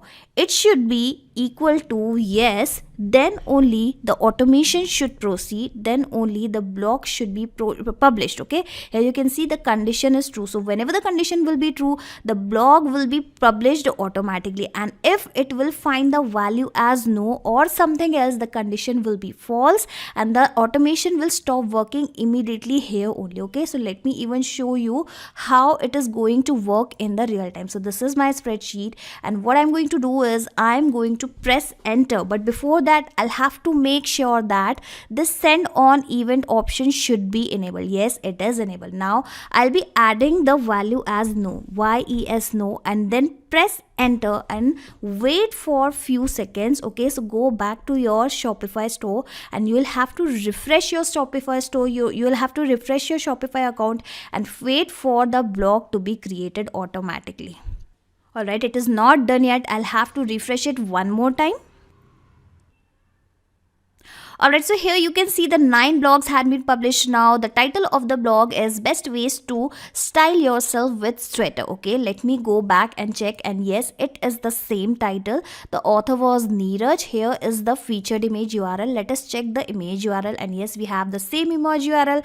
And if I am going to open this particular blog, let us check for the image URL, and yes, it is the same image URL, the same title and the content. Okay, so this is how you can work this automation in real time on the instructional basis also, and it is completely up to you whether you would like to add this extra step as a filter, just in case if you want this automation to work on the instructional basis. Okay, so this is how now onwards every time you're going to add new data here along with the instructions, the blogs will be published automatically into your Shopify website, and this is how you can completely automate your blog creation task into the Shopify website. In case you want to access this automation into your account, I will also attach the shareable link of my workflow into my description box. So if you will click on this particular link and sign up for free in the Pabbly Connect, the same workflow will be cloned into your Pabbly Connect account, that too for free.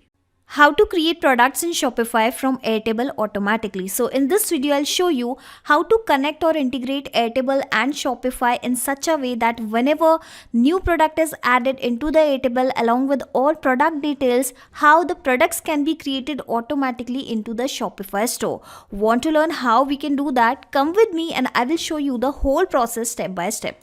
So this is my Airtable account and I want to sync the data of Airtable with the Shopify store so that whenever I'm going to add the product details here one by one, the products should be created automatically into my Shopify store. For that, firstly, I'll have to build a connection in between these applications, and I'm going to do that with the help of Pabbly Connect, which is an amazing integration and automation software via which you can easily connect multiple applications and automate your task. You can also reach here by typing pabbly.com/connect. I will also attach this link into my description box. Now, if you are a new user of Pabbly Connect, you will have to sign up for free, where you will also get free tasks in your account every month in order to test these kinds of amazing automation.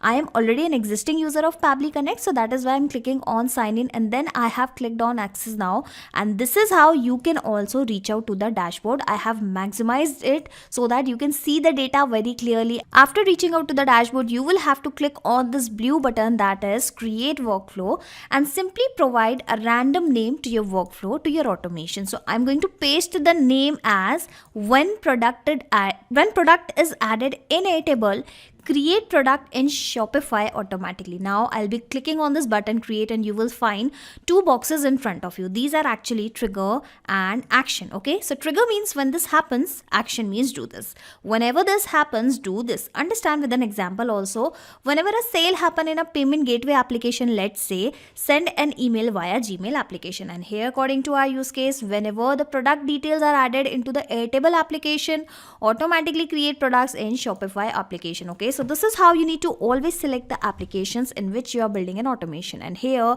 I'm going to add my product details into the Airtable account, so that is why I have selected the same, and I want as soon as a new record is added, a new accord is generated, this automation should start trigger, so that is why I have selected the same.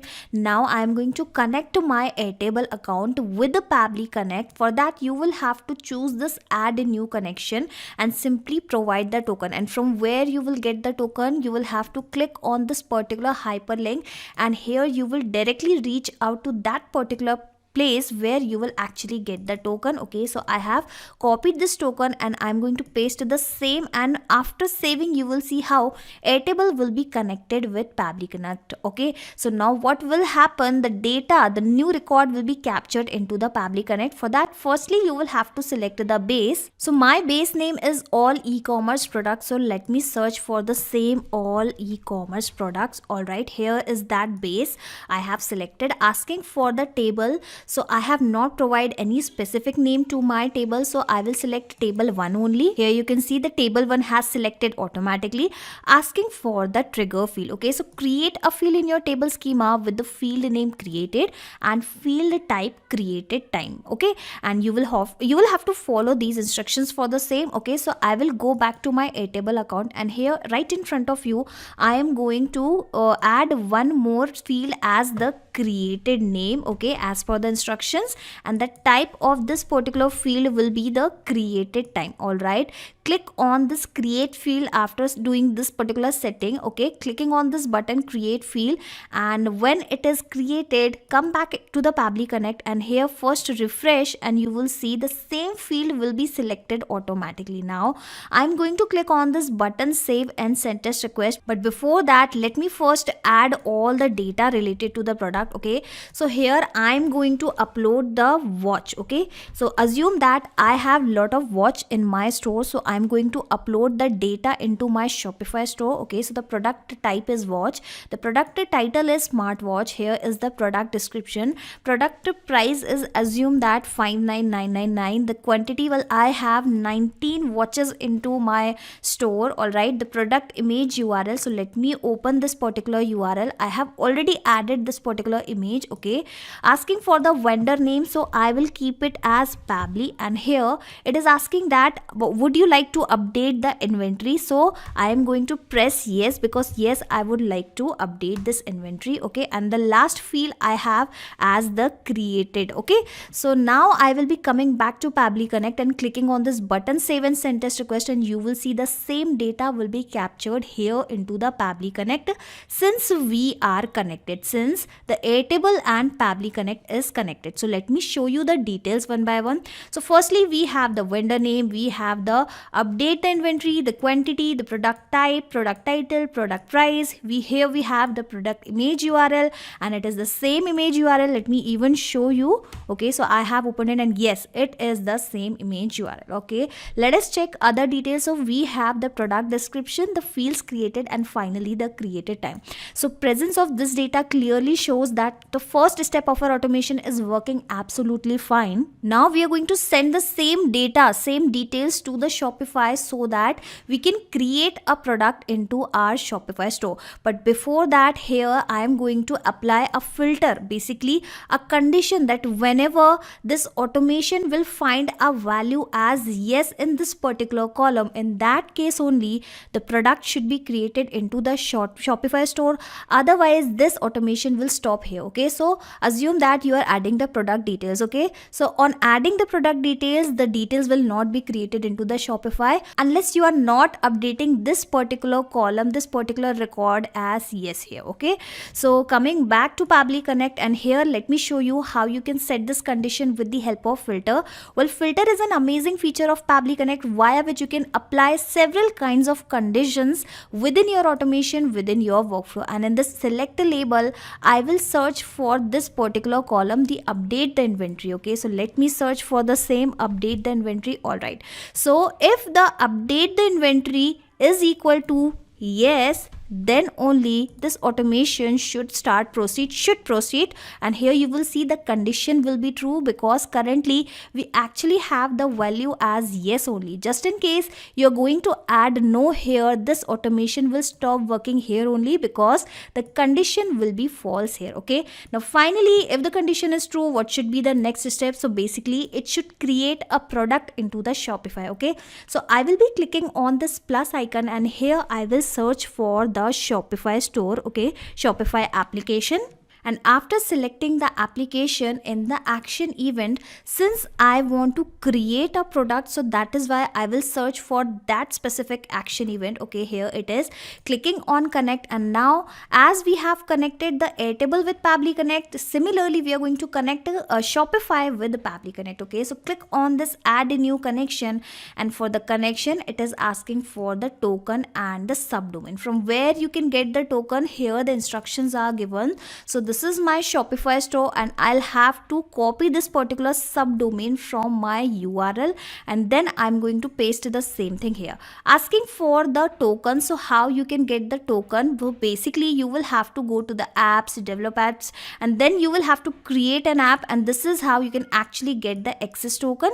Follow the steps as shown in the below. Okay, so I will directly take you to my Shopify store, and here you will find the option of apps at the left hand side. side. After that, you will have to click on this app and sales channel settings, and here at the top right corner you will find an option of the develop apps. Okay, so here we are going to create a new app. So how about I keep the name as new app only, new or app for connection. Okay, so I am providing this particular random name. Click on this create app button, and from here you will find an option of configure the admin API scopes. Okay, so basically we are going to specify that what particular access you need to provide to this particular Pabbly Connect automation tool. Okay, so here let us search for the product, because here we are about to create the product, so that is why I'm going to provide the access for the same. So yes, it can write the product listing, and let me again search for the product listing. So do we have other listing? And yes, we have other option as write products and the read products. So I have provided the access of these two things, but I do not want to provide the access of this particular thing because it is not required. Okay, so I have provided the access finally to the automation software, and now finally I will be clicking on this save button. All right, so you will see how it is going to be saved. Now you will have to go to the API credentials, and then you will have to install this application. And once you will install this application inside the Shopify store, finally you will find your token. You can actually reveal your token, copy this data, and then come back to Pabbly Connect, and here exactly we are going to paste the same API access token. Okay, now click on save, and this is how your Shopify store will be connected to Pabbly Connect. All right, now finally we are going to provide the details one by one, and this is how we are going to create a product into the Shopify store. Well, I'm going to fill only necessary details which are actually required for creating the product, and rest of the things I'm going to leave blank for a moment. Okay, so it is asking for the product title. So I have already received all the data as a response into my Airtable application, and I don't need to manually copy this data and paste it here. I'm going to map this data, and mapping is very simple in Pabbly Connect. If you will click on this particular field, you will find the above data, the Airtable data here in the drop down. You just need to search for that specific thing. Okay, so product title, here we have the product title, asking for the product type. So again I'm going to search for the product type. Here it is. Asking for the status, well, I would like to keep the status as the active only. Asking for the vendor name, so let me search for the vendor name. I remember the vendor name we have kept as the Pabbly only. Asking for the product description, let me search for the description directly, and here we have the description. Okay, so this is how we are going to map the details one by one. Is published, yes, you can actually make it true. Published ad, if you want to provide a timing, you can even provide the timing from the Airtable which we have received. Okay, so remember we have created a field with the name created time. Okay, so you can map the timing from here also. So yes, I have mapped the timing as well. Publish scope, you can actually select as per your choice. Asking for the handle, I will leave it blank. Now here I need to provide the price and the quantity and the image URL. So let me search for these values directly. So here I have the image URL. I'm going to map the image URL directly. All right, here I have the image URL. Other than the image URL, let us check what particular data is actually left. So I think I have not added the quantity yet. So let me search for the quantity field also. All right, so line item variant, so it is asking for the inventory quantity. Again I'm going to search for the quantity as well, and here we have 19 watches into our stock, into our inventory. All right, I think I have updated all the details. Let us cross check if any of the detail is left. All right, so I have, I think, provided all the details, and let me search for the price as well, whether I have provided the price. All right, so here we have the variant price. So last thing I'm going to map is the price. Okay, now you must be thinking, what is this mapping which I'm repeating in front of you again and again? So here whatever the details we are mapping will be replaced automatically when this automation will work in real time. Okay, so assume that you are adding a new product detail here. So what will happen, that new product detail will be captured via Pabbly Connect here, and that new product detail will replace these existing value because we are mapping the data. If we are going to add this data manually, the data will remain same. Okay, so that is why mapping is important in Pabbly Connect. Mapping is important in this automation. Okay, so finally I will be clicking on this button, save and send test request, and you will see how the products will be created automatically. So let us close this particular setup, and here is the product section of my Shopify store. Coming back to Pabbly Connect, clicking on this button, save and send test request, and waiting for the response to receive, waiting for the product to be created into the Shopify store. Well, the response has already arrived. Let us go back to the Shopify store and check for the product. Let me first refresh my Shopify store and check whether that smartwatch has been created as a product into my Shopify store or not. And yes, you can see the smartwatch along with the same image, along with the same quantity, everything has been added automatically. So this is how now onwards, every time you are going to add the new data, every time you're going to add the new product into the Airtable, that data will be fetched up automatically via Pabbly Connect in every 10 minutes, and after that the products will be created into the Shopify store in every 10 minutes. So this is how you can sync your Airtable data with the Pabbly Connect. And once you have created this automation inside Pabbly Connect, you can simply close Pabbly Connect and sit back and relax, because Pabbly Connect will take care of all the tasks in the backend. You just need to set this automation inside Pabbly Connect once, and after that you do not have to do anything manually. I will also attach my workflow link into the YouTube description box. So just in case if you want to access the same workflow into your account, you can actually go to this particular link, sign up for free into the Pabbly Connect, and the same workflow will be cloned into your Pabbly Connect account, that too for free. Hey everyone, this is Swati. Welcome to Pabbly. Now in this video we are going to see how to send a message to Slack about a new abandoned checkout in Shopify. And before we start this, let me tell you what is Shopify and Slack. Shopify is an e-commerce platform where you can sell, shop and process payments, while Slack is an instant social messaging platform where you can send channel messages to your team members, etc. Now the thing is, let me start with giving an example. So suppose I am processing a payment. I have to buy an air conditioner and I'm processing a payment, but when I went to the checkout page, somehow I changed my mind and I stopped it then and there and I closed the window. Now that is an abandoned cart, right? So every time a person has not made the payment successfully, so a message has to be sent to the team members on Slack. And if we have to do this manually, so isn't that time consuming and also hectic, because you will have to take details and individually you will have to send to your team members. Now if I tell you that automatically you can do this can be automated, which means that these two applications can be integrated in such a way that every time there is an abandoned cart, automatically a channel message will be sent to your team members. Interesting, isn't it?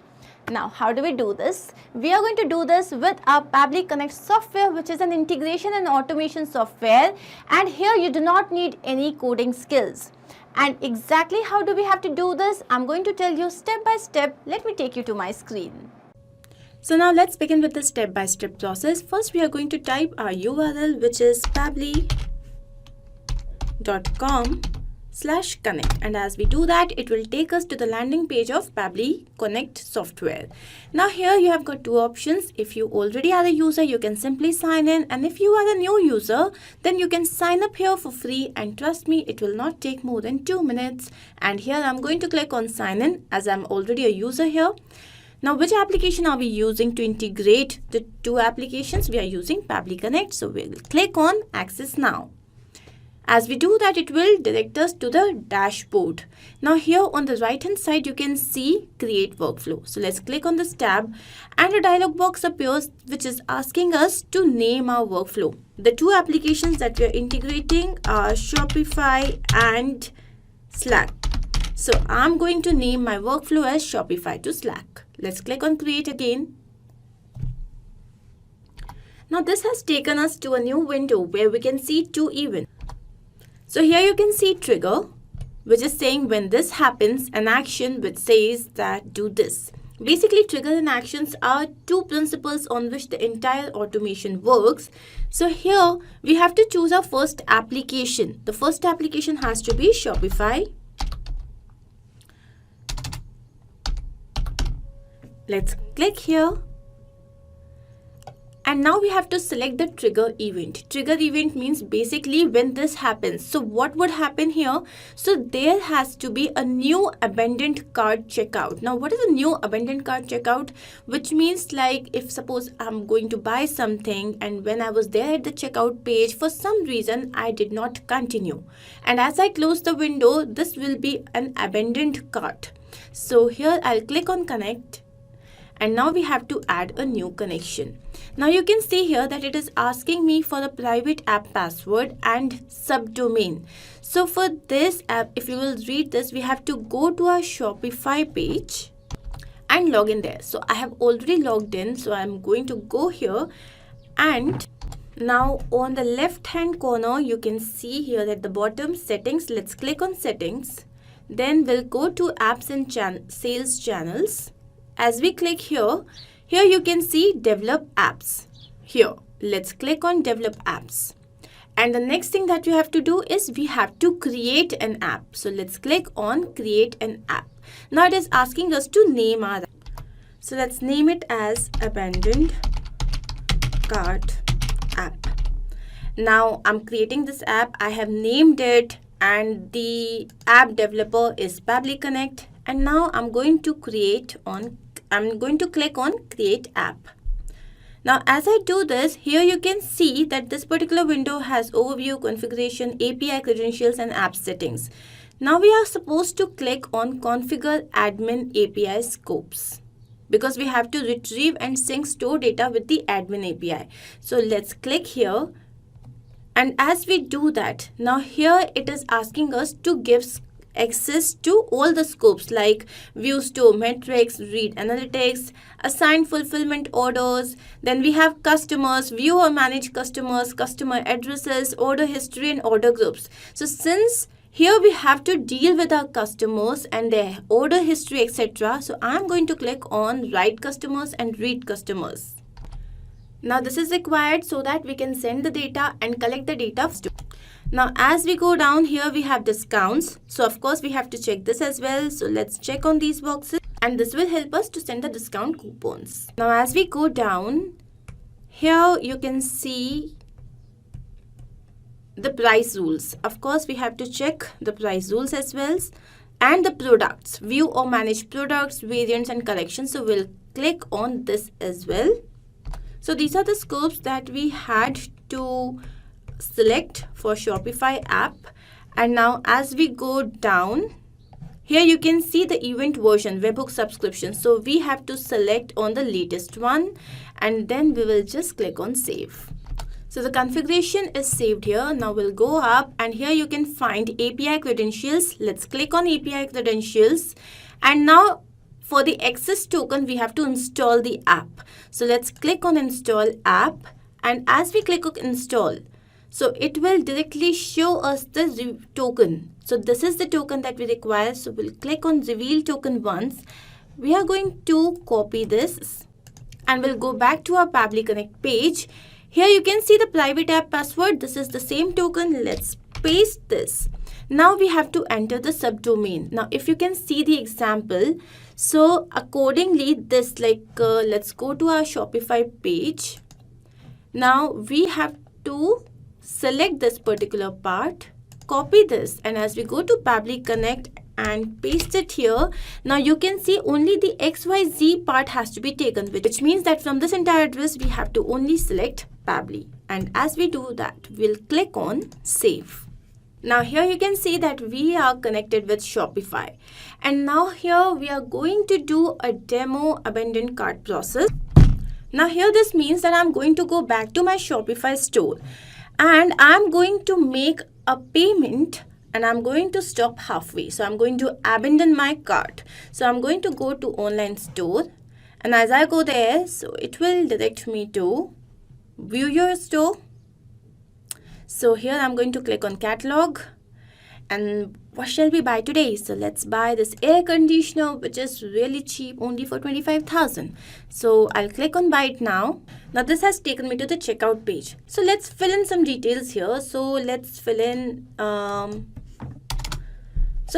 some details here. Here I have filled demo@pabbly.com. And now let's say the name is dummy, last name is demo, company is Pabbly, address let's say is Kola Road, and random apartments, a random city. Let's select the state as Madhya Pradesh, pin code is 462042, and then a random number, and continue to shipping. Let's click on continue to payment. Now I have to fill in the card details. So let's say the card number is 1. The card holder's name is Bogus Gateway. And expiration date is this. And the security code. Now instead of clicking on pay now, for some random reason, I do not want to continue the payment. And what I did was I just cancelled and closed the window. Okay. Now I'll go back to my Pabbly Connect window and here check if it has received the response. So when I click on save and send test request, so here you can see that dummy demo is the first name, then the last name, and then what have I bought. So I have like all my address details are here, and if I'll go up, if I'll scroll up here, again you can check the email ID. And what did I buy? So I bought an AC for 25,000 rupees and the details are here. So basically we have received all the details. And what does this mean? This means that the integration is successful between Shopify and Pabbly Connect. So every time there's an abandoned cart payment, so Pabbly Connect is going to take all the details from there. Now let's begin with the second step of integration, and here I'm going to choose my app as Slack and we'll click here. So now it is asking about the action event. The action event is to send a channel message, right? We have to send a channel message to the team. So we'll here again click on connect. Now add new connection since I've already logged in. Then we have to click on connect with Slack. Now here it's asking about the token type. So we'll write user. And then we'll click on save. Now as we do this, so let's authorize this, allow, and the authorization is successful. Done, it has been connected. Now you can see here that it's asking for the channel. So basically if you will go to Slack, here you can see channels, different channels. So I've already created a channel. The name of the channel is Abundant Payments on Shopify. You can easily create these channels by going to add channels, and then you have to name your channel and add your team members. I have already added a few people here. Now I'm going to go back to Pabbly Connect. Here I'm going to add the channel as Abundant Payments on Shopify.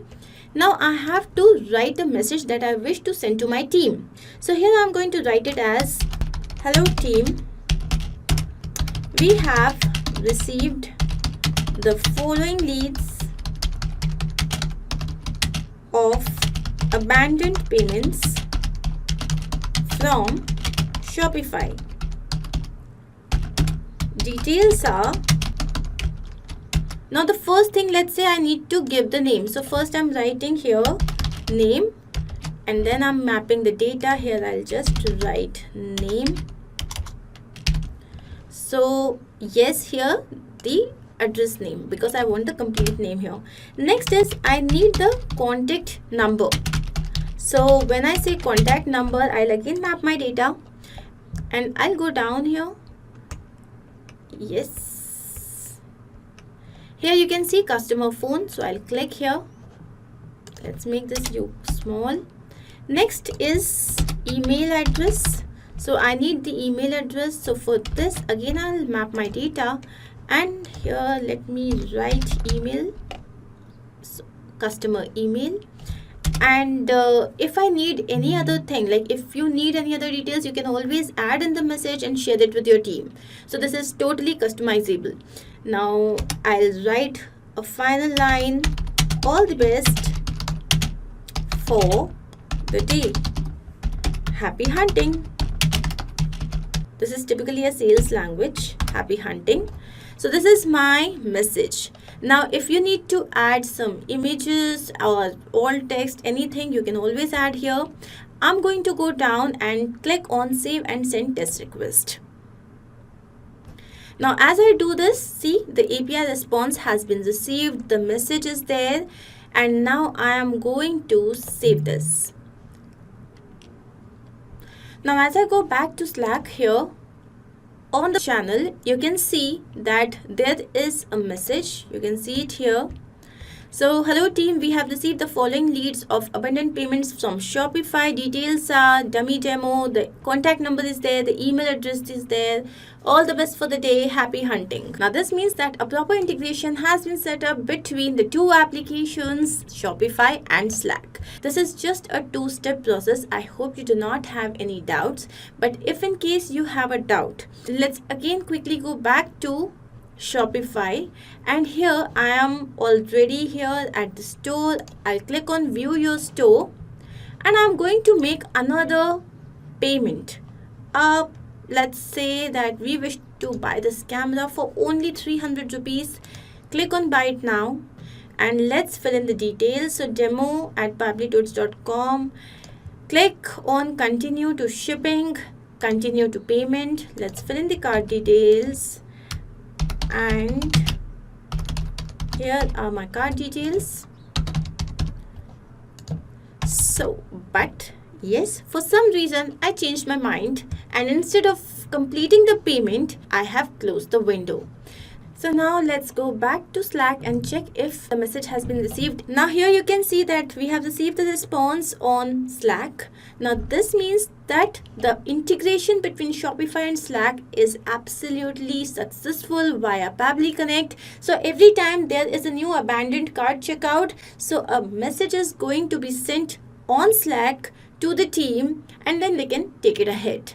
I hope you have got no doubts. In case you have any doubt, then remember that the workflow for the same is there in the description box. So you can go through that and you can always comment in the comment section if you have got any other doubt.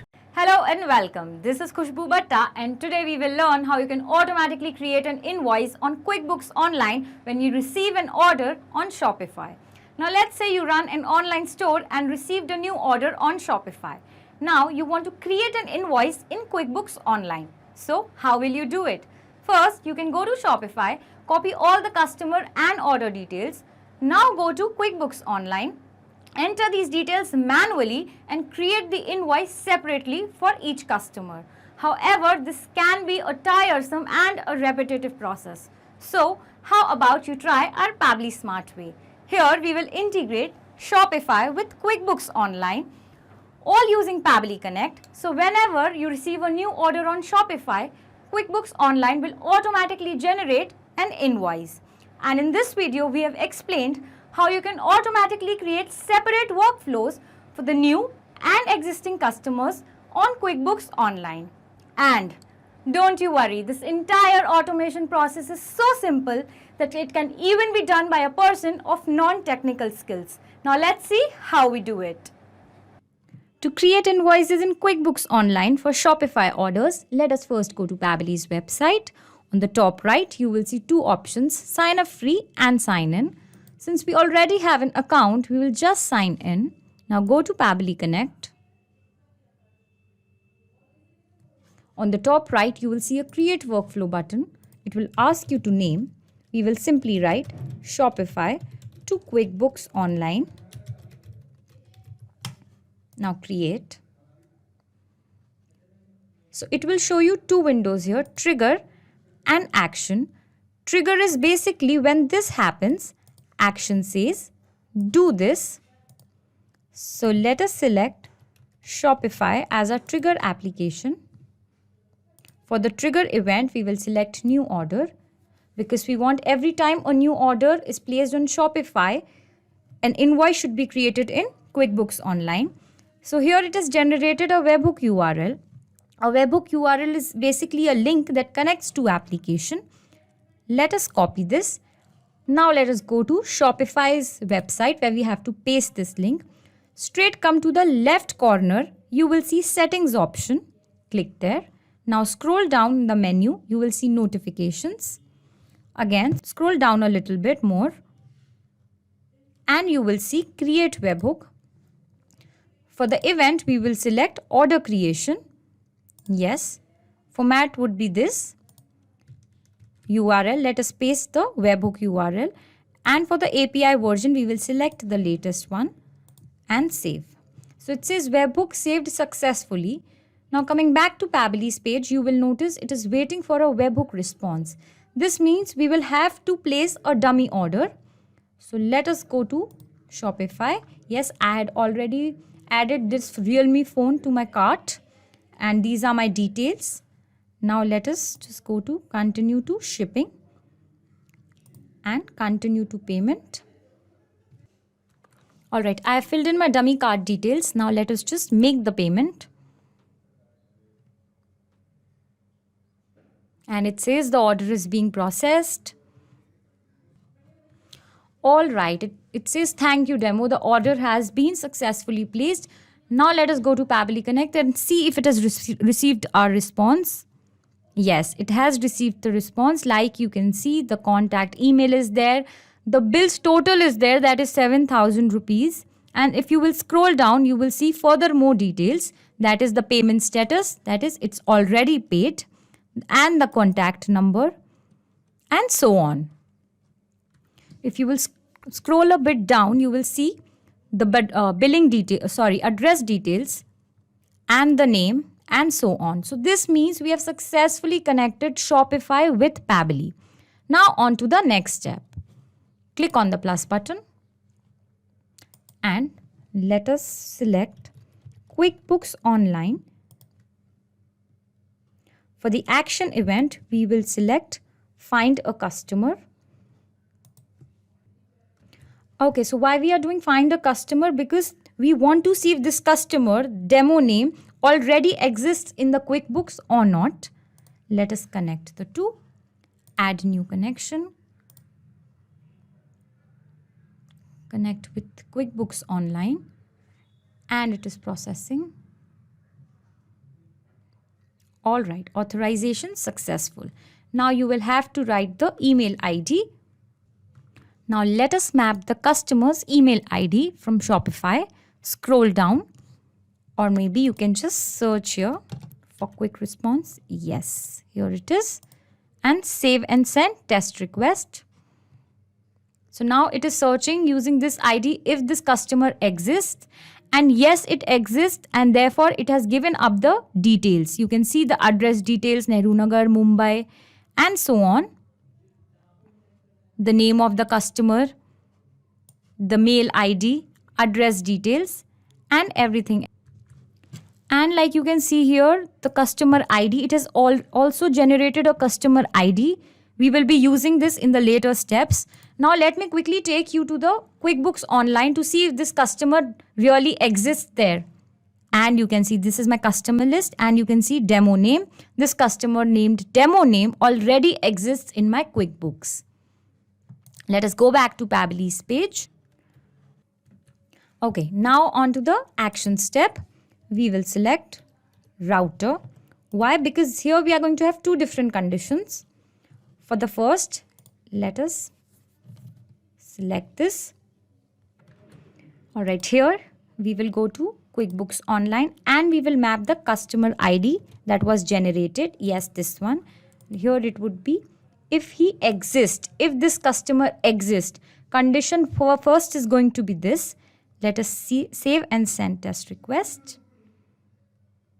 Yes, you can see status is success. This customer already exists in Quickbooks Online. So let us save this and set our next condition before we move on further.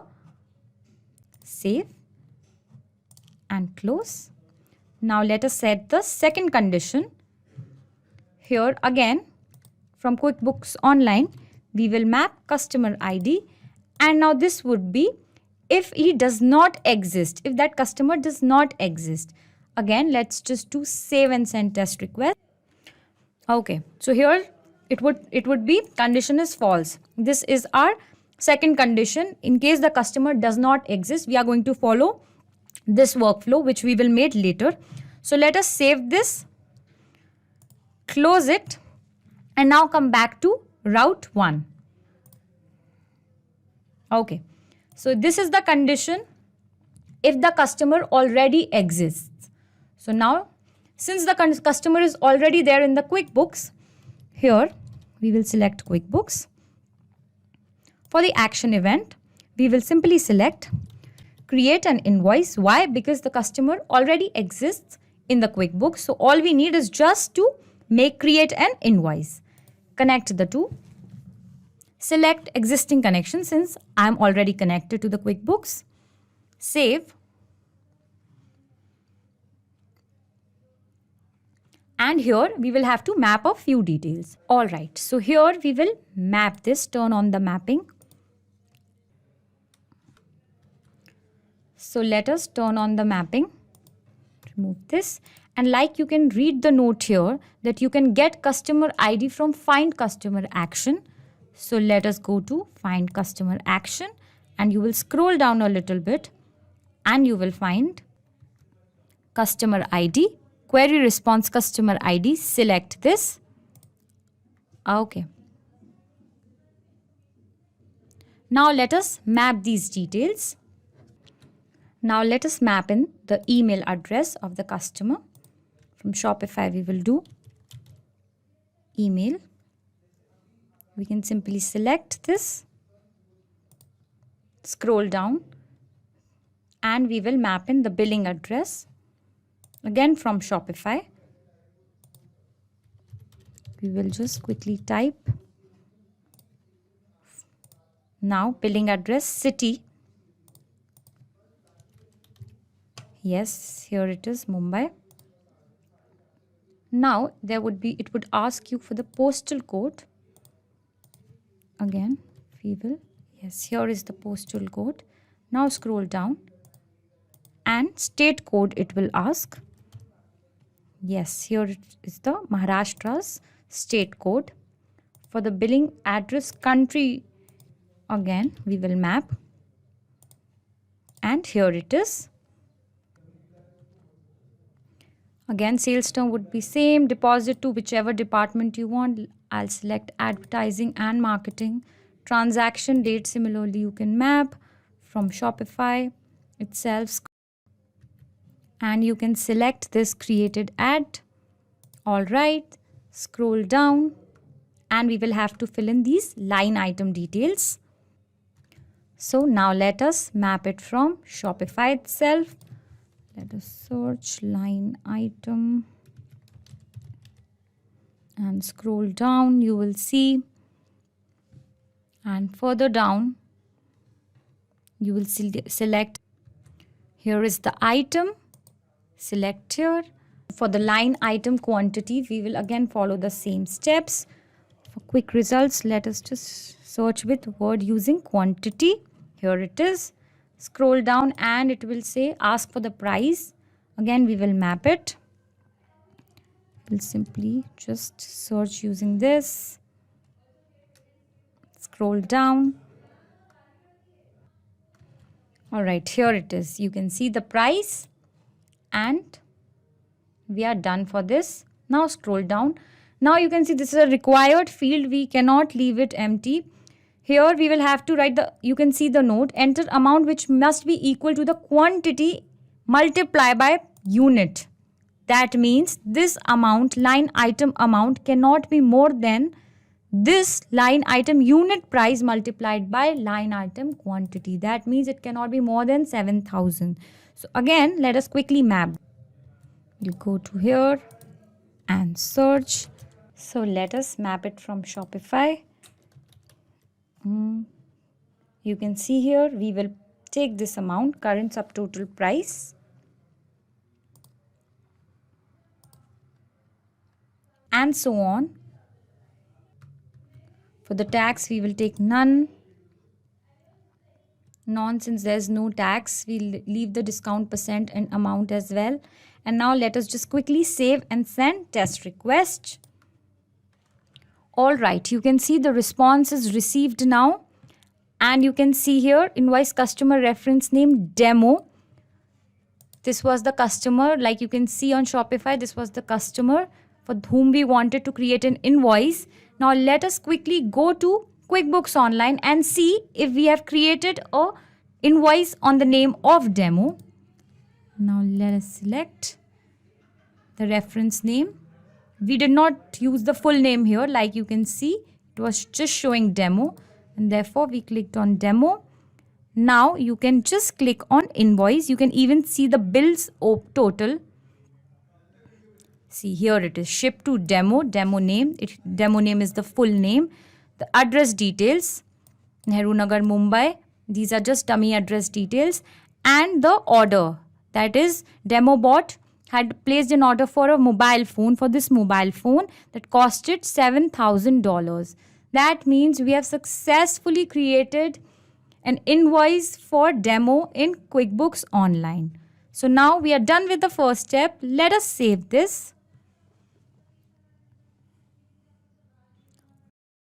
So now we will make a workflow for the second condition where the customer does not exist. So before that, first let us quickly go to Shopify and click on recapture webhook response. Yes.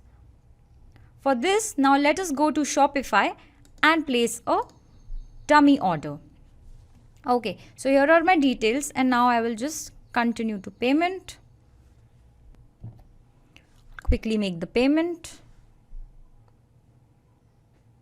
And it says order is being processed.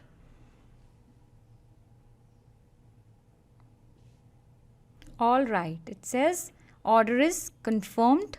Now let us go to Pabbly and see if it has captured the response. And yes, Pabbly has successfully received the response. Like you can see here, all the details, the first name of the customer, the billing address, the billing city, PIN code, and so on. Now let us quickly scroll down and click on the row 2 on the plus button. Now we will start preparing the workflow of the situation where customer does not exist. So for that, let us select QuickBooks Online. For the action event, we will select create a, scroll a little down and create a customer. Why? Okay, so first let me take you to my QuickBooks Online and you will see there is no such account as Chris Trials. Can you see? Yes, we do not have any customer named as Chris Trials. So therefore, we will have to first create a customer in the QuickBooks Online before we can create an invoice. So let us connect the two. Select existing connection. And now let us map in a few details. Given name, it's required. We'll map it from Shopify. All right. Let us search like this. First name, we got it. Scroll a bit down. Family name, since Chris has no middle name. Then again, we're going to search it like that. Last name, here it is, Trials. And now down, we will map in the mobile phone number. Just search like this. And here it is. All right. Then further down, billing address we will have to map. Again from Shopify we will do it. We will simply write billing address and it will appear here. Map it, scroll down. If you have address true, you can map it that as well. Since we don't have it, we will move on to city. Again, we will just search like this, city, and map it. Now state code. For that, simply write province. You will get the code, province code, MP. And down, try using India and you will get it here. For the postal code, you can search using zip and it is here, and so on. So scroll a bit down and we will map other details. Alright, for preferred payment method, you can select the preferred one. I'll select credit card. Let me save and send test request. And response is received, like you can see this. Here are the details, the customer name, Chris Trials, the contact number, and so on. Now let us go to QuickBooks and see if it is able to create the customer with this name using Chris Trials. And here you can see. Here the customer is successfully created in QuickBooks. Now on to the next step. For that, let us go back to Pabbly Connect. Now let us save this. Okay. Now on to the next step. Since now we have created the customer, we will create, first select QuickBooks Online. Yes, since we have created a customer now, we can create an invoice for him as well. Connect the two. Select existing connection since I'm already connected to QuickBooks. Okay, it's processing. Now let us map this. Remove this and straight away come to QuickBooks Online, create a customer, and you will find the customer ID here. Scroll a bit down and here it is. Okay. For the email, go to Shopify and we will map it from here. You can search like this, contact email, and alright, scroll down. Let us quickly fill in the billing address details. Again, we will map these from Shopify like we did earlier. We'll try using this. And here it is, billing address 1. Now for the city, we'll map it from Shopify. City, it's Bhopal. Scroll down. Postal code it will ask you. Again, search like this using zip and you'll be able to fill it. Now it needs state code. We'll map it from Shopify that. You can simply write province.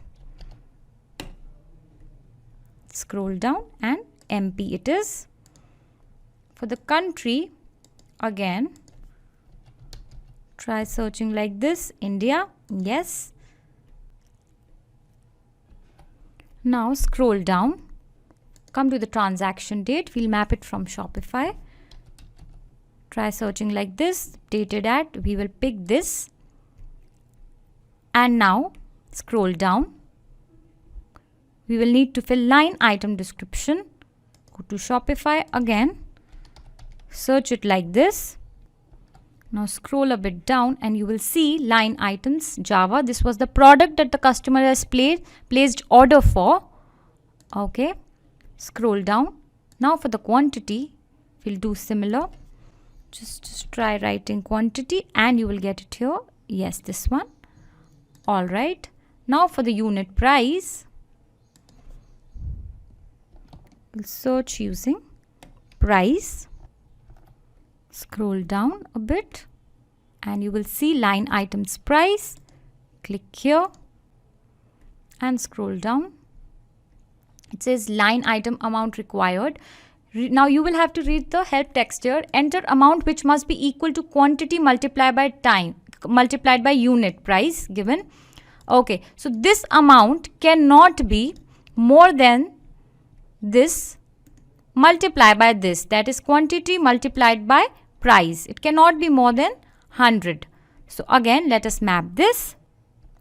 So let us map it from Shopify. Try search using total line item and you will find it right on the top. Click there. Okay, scroll down and I'm allowing online credit card payment. Rest remains the same. Alright, I will now quickly save and send test request. Alright, the response is received now. Now let us go back to QuickBooks Online and check if the invoice is created. So here is our customer, Chris Trials. Let us click here. And yes, the invoice is successfully created. Like you can see, the billing address is here, shipping address, payment method was credit card, contact number, and so on. Hey everyone, welcome back to Pabbly. So guys, in this video you will learn another automation, and here we are going to connect Webflow application with Shopify in such a way that as and when you add a product in Shopify store, the same product will be reflected on your Webflow website automatically. So guys, let's suppose that you're running a e-commerce store using Shopify and you also have a website in which you promote your store and your products. Okay, so as you add a product in Shopify, you also want it to be displayed on your website that you have created with the help of Webflow. So you can use this automation, and here you can see on my screen now, this will be the flow of this automation. Here, as and when a product is created in Shopify, the same product will be added in your website page automatically. So guys, here you do not need to manually search for your products. You do not need to manually copy the data and add the products again here. So it will save your time and your efforts. And to make this happen, we are using Pabbly Connect, which is an integration and automation tool. And the best part is anyone can set up this automation very easily without any coding skills. So guys, now let's set up this automation together. So to set up this automation, guys, first of all, you need to reach the dashboard of Pabbly Connect application. And to reach here, you can use this link, pabbly.com/connect. So we have pasted the same in the description as well. From here, you can set up your free Pabbly Connect account by clicking on the sign up free button, and you will get 100 free automation tasks for every new month. Okay, so sign up right now and then log in to reach here on this dashboard. And guys, here you have to create a workflow. For that, you just have to click on this create workflow button, and here you can give a suitable name to this workflow. So I'm giving the name here as Shopify to Webflow automation. Okay, so guys, after giving the name, you just have to click on this create button, and you can see your workflow page started loading up here. And on this page, you will see the trigger and the action. So this is our workflow's basic building blocks. So the trigger is that event which is going to trigger or make this workflow run, and the action would be the response towards the trigger. So as in our use case, the trigger would be creation of any product in Shopify, and the action towards that trigger would be to add the same product in Webflow. So first of all, you need to set up this trigger. So from this choose app field, choose the trigger application as Shopify. All right, this is it. Select it, and the trigger event would be new product. Okay, so it will triggers when a new product is created. All right, and here you can see it gives you this webhook URL. So with the help of this URL, we are going to make a connection with Shopify, and after that we are going to capture the response of this connection. So you need to follow these steps written here to make this connection. So you can see we need to reach the settings of Shopify first. So let me show you the exact process. You can read the instructions carefully, and after that you can follow it. So this is my Shopify applications dashboard. Here we have this settings icon on the left hand side, bottom left hand side. Click on it, and under the settings, when you scroll down, you will find this notifications option. Click on notifications. All right, and here when you scroll down, guys, you will find the webhook section. So here is the webhook section. Here you have to click on this create webhook button, and here you have to select an event on which you want to send the data from Shopify to your workflow. So guys, here I want that whenever I create a new product in Shopify, the data and the details of that product will be delivered to my workflow. Okay, so here we have this event which is called product creation. Here it is. Select product creation option here. Select the format as JSON only, and in this URL field you have to copy and paste this webhook URL. Okay, so just click on copy from here and go to Shopify and paste the URL here like this. Okay, and then select the API version of webhook API version as the latest one. After selecting the API version, click on save, and you can see a new webhook is saved here successfully. All right, and now guys, you can see here in your workflow, as I have copied this webhook URL, here it started showing waiting for the webhook's response. So this means now we can perform a test submission. Test submission means now I am going to create a new product, a test product in Shopify, and the details of that product creation will be captured in here in this response section. Okay, so here you can see we have this products option in Shopify. Click on it, and under here click on this add product button. All right, and here you can provide a title, description, media, and all these things related to the product. So let me fill the details here.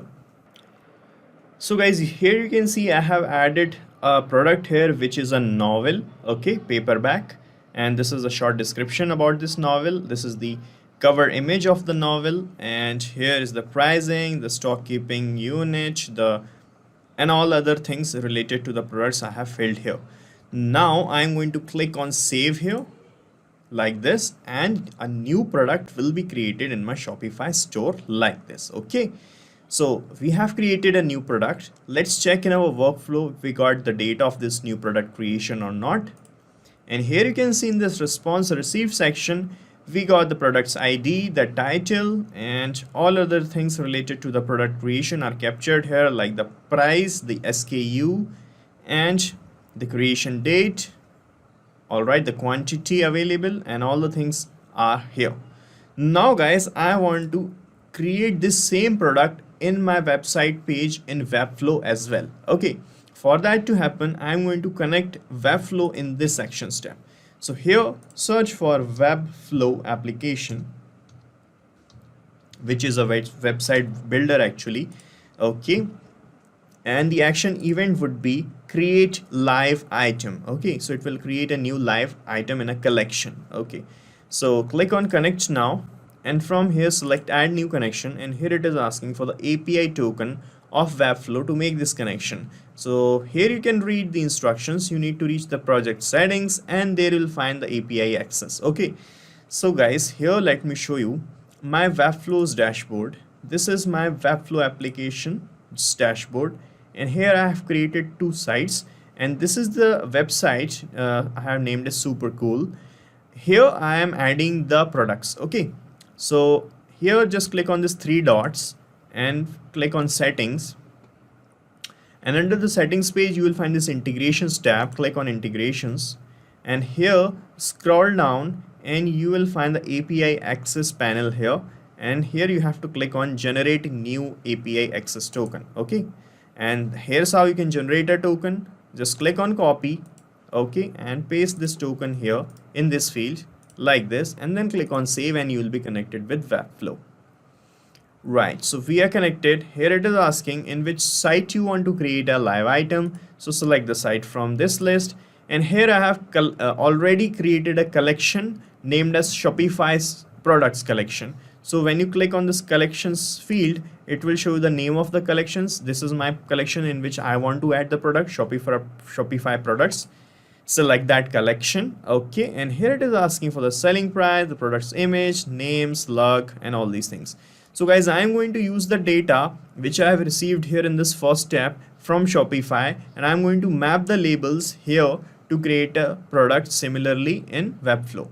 So here it is asking for the selling price. So you just have to click here, and it will show you the Shopify step in the drop down, and when you click on it, it will show you all the data that you have received from the first step.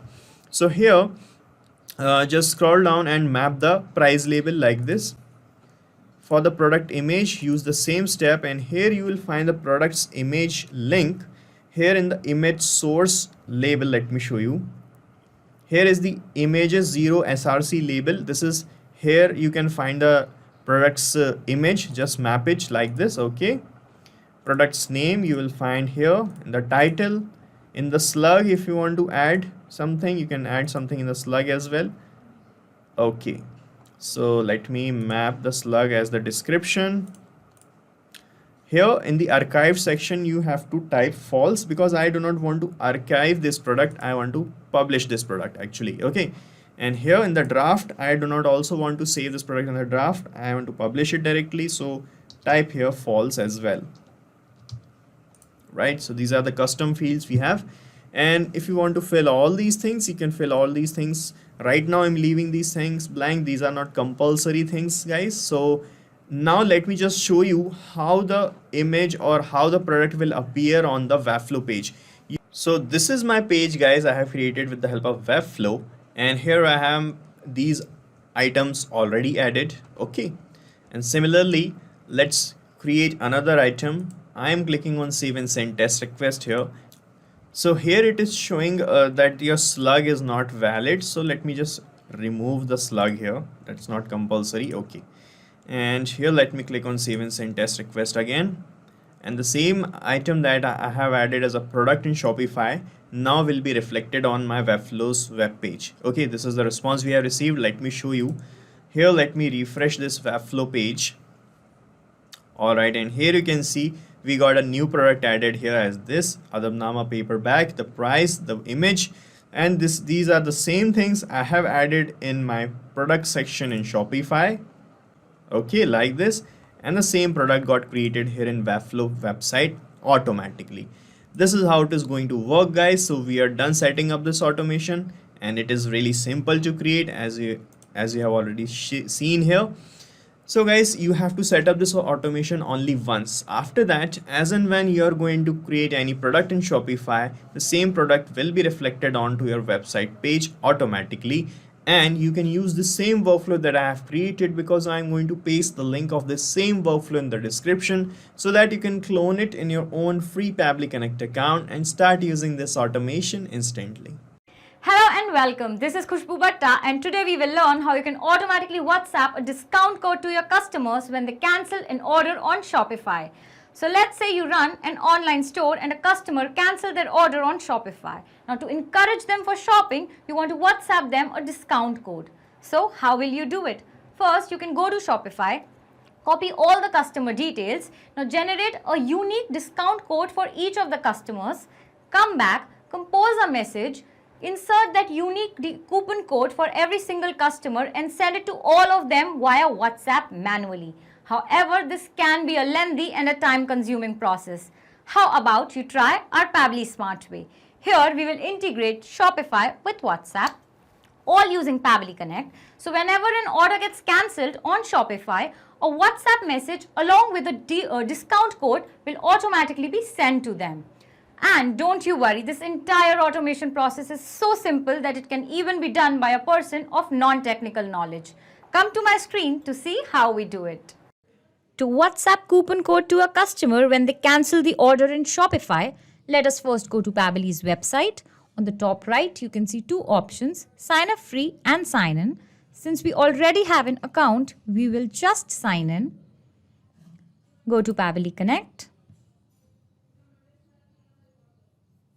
On the top right, you will see a Create Workflow button. It will ask you to name. We will simply write Shopify to WhatsApp to WhatsApp. Shopify to WhatsApp, create. It will show you two windows, trigger and action. Trigger is basically when this happens, action says do this. So for the trigger application, let us select Shopify first. Okay. For the trigger event, we will select order cancelled, because we want every time an order is cancelled, a notification with a coupon code should be sent to the customer's WhatsApp. So here you will see a webhook URL is generated. This is basically a link that connects two applications. Now let us copy this. And now go to Shopify, where we will have to paste this. Straight come to the left corner, you will see settings, scroll down, notifications, scroll down, scroll a little more, and you will see create webhook. For the event, we will select order cancellation. Here you can see, yes, the format remains the same. Paste the URL. For the API version, we will take latest and save. So it says webhook saved successfully. Now let us go to Pabbly and you will notice it is waiting for a webhook response. Now to check if Pabbly is connected with Shopify, we will first go and place a dummy order and then cancel it. Alright, here I have just given my details. This was the product I wanted to buy, so I placed the order. Yeah, you can see the order is successful. Now what we will do is we will cancel this order. Come to orders, left hand side you will see. Okay, here you can see the AC that I had bought on the name of dummy. The order is placed. Now click on this order. Go to the right hand side and you will see more actions. Click there. Cancel order. Okay, I'll uncheck these boxes. I just want refund. Cancel order. And it says order cancelled. Now let us go to Pabbly Connect and see if it has received the response. Yes, Pabbly has received the response. You can see this. You will scroll a bit further. It says financial status refunded. Since we cancelled the order, the amount would be refunded. These are the order amount. If you will scroll down a bit more, you will see the details. That is the name, the person who placed the order, the customer's name, their billing address, contact number, and so on. This means we have successfully integrated Shopify with Pabbly. Now on to the next step. We also want to create a coupon code. So for that, again, we will go to date time formatter. I'll tell you how. Scroll down for the action event and select format date only. Connect the two. Now we will have to write the date that has to be formatted. So we will go to date and map it from Shopify. You can see here is the cancelled at date. The date and time when the order was cancelled. So this would be unique for every customer. We will take this and for format we will select timestamp and now save and send test request. Okay, so here it is. We can use this as the code that the customer can use if they want to place a next order. Again on the plus button, Shopify, here it is. Now create a coupon code, a discount code, here it is. Connect the two. Since I'm already connected to Shopify, I will just go with select existing connection, save. And here are the price rules. Alright, so these were the price rules that I had already prepared for different amounts. For instance, this 15% off would be given on the amount. This would offer 10%. I'll show you here on Shopify. Come to the left hand side and discounts. Here you can see I had already prepared these price rules. 10% off on entire order, 15%, 30%. So here, from here we will select the rule, price rule. Let us select this. For the discount code, now we will have to map it and we will take it from here. Remember how we created a discount here using the date, the cancelled date and time. So we will be using this as the discount code. We have mapped it from here. Alright, now let us save and send test. Okay, here it has come in the response. This is the discount code and now we will be using this discount code for sending it to the user on WhatsApp. So on to the final step. WhatsApp Cloud API.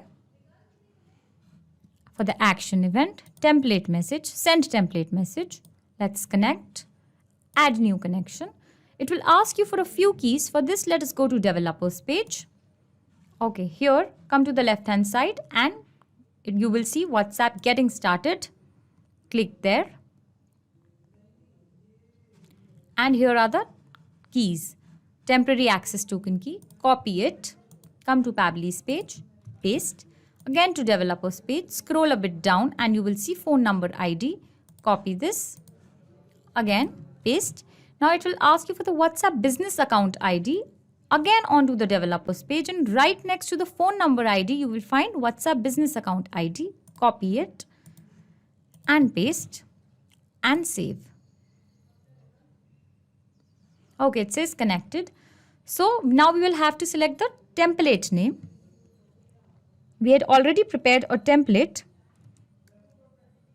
Let me select order cancelled. Here it was.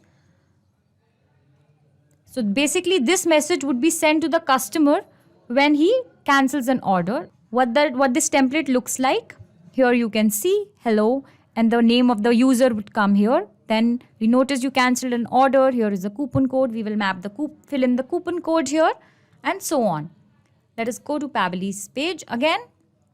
Okay, now let us map the user's mobile number. We'll go to Shopify, the first one, and let us search using like this, billing address phone. Click here.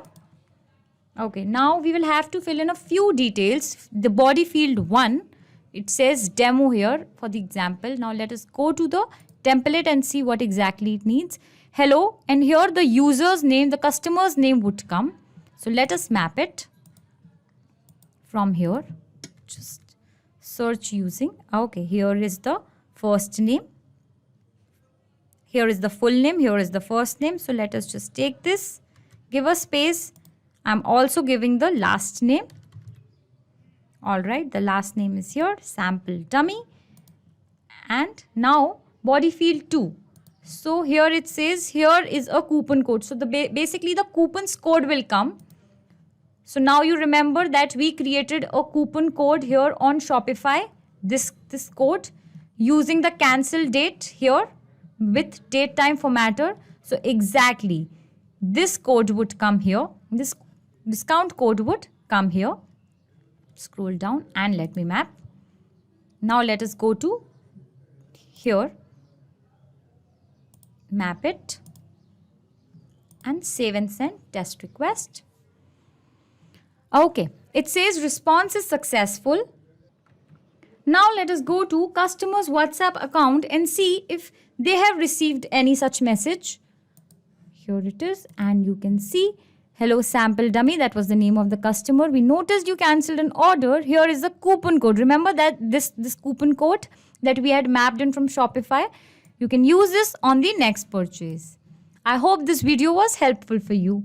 Hello everyone. I am your host Ayushi Sethia and welcome back to our channel Pabbly.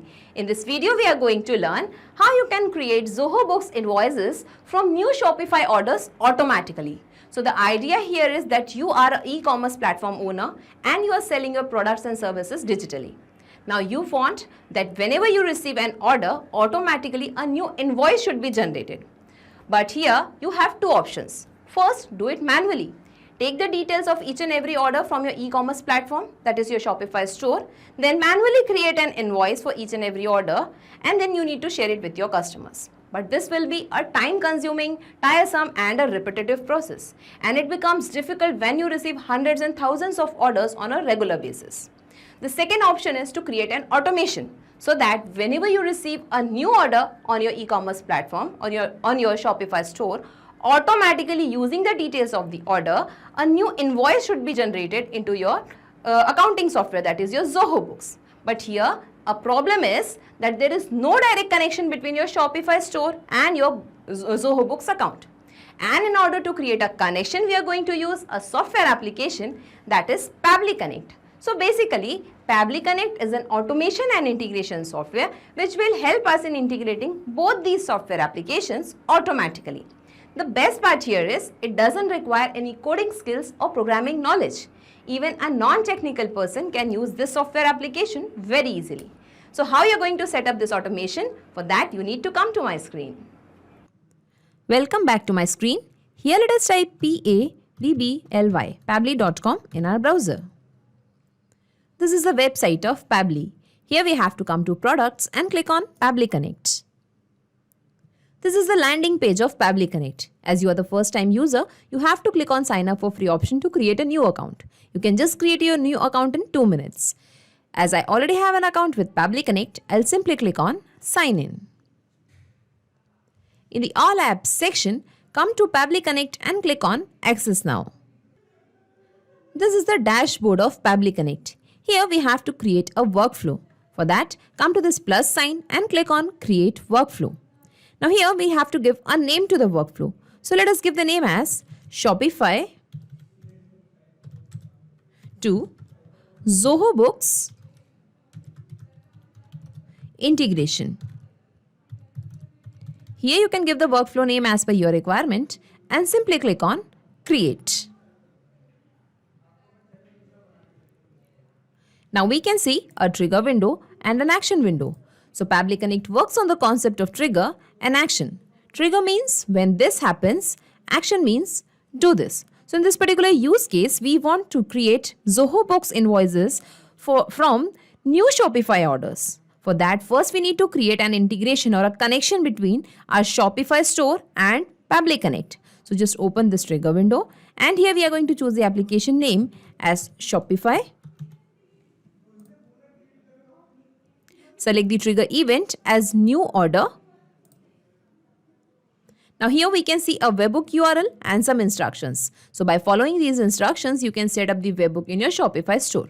So first let us copy this webhook URL from here and I'll just take you to my Shopify store. Okay, this is my Shopify account. Here we can find the settings option. Okay, you have to just click on settings and here we can find notifications option. Click on notifications. And when we scroll down, at last we can find webhooks option. We have to create a new webhook over here. So simply click on create webhook button. Now it is asking for the event. What do you want to do? Here we are going to just select order creation. So let us find order creation. Okay, the event would be order creation. Format will be JSON format itself. And here it is asking for the URL. So here we have to paste the webhook URL that we have copied from Pabbly Connect. Okay, so let us paste the URL over here. And now it is asking for the webhook API version. So here we will be selecting the latest version of the API. Okay, and simply click on save. Webhook saved successfully. Okay, so the webhook is saved now. Let's move back to Pabbly Connect. And here we can see that it is waiting for the webhook response. So in order to capture the response, we have to do a test submission. It means we have to create a new order in our Shopify store to capture the response over here. So I'll just move to my store. Let's go to Shopify. I'll just close the settings. And from here, I'm just going to open my store. Okay, and here we have to make an order. So I'm just going to select this air conditioner. Let's place the order for it. Click on buy it now. Okay, and here I'll be filling the details. Let's give the email address as demo@pabblytudes.com. Okay, let's give the first name as demo, last name as name itself, company name as Pabbly, address as SP 189 Indus Park, city as Bhopal, state as Madhya Pradesh. Let's enter the PIN code and I'm just entering a random phone number over here. Okay, and here we can find the order details, air conditioner. The quantity is 1, so the price is 25,000 rupees. Okay, the total amount is mentioned and now let's click on continue to shipping. Okay, let's click on continue to payment. And here I'm just entering the card details. These are my test card details.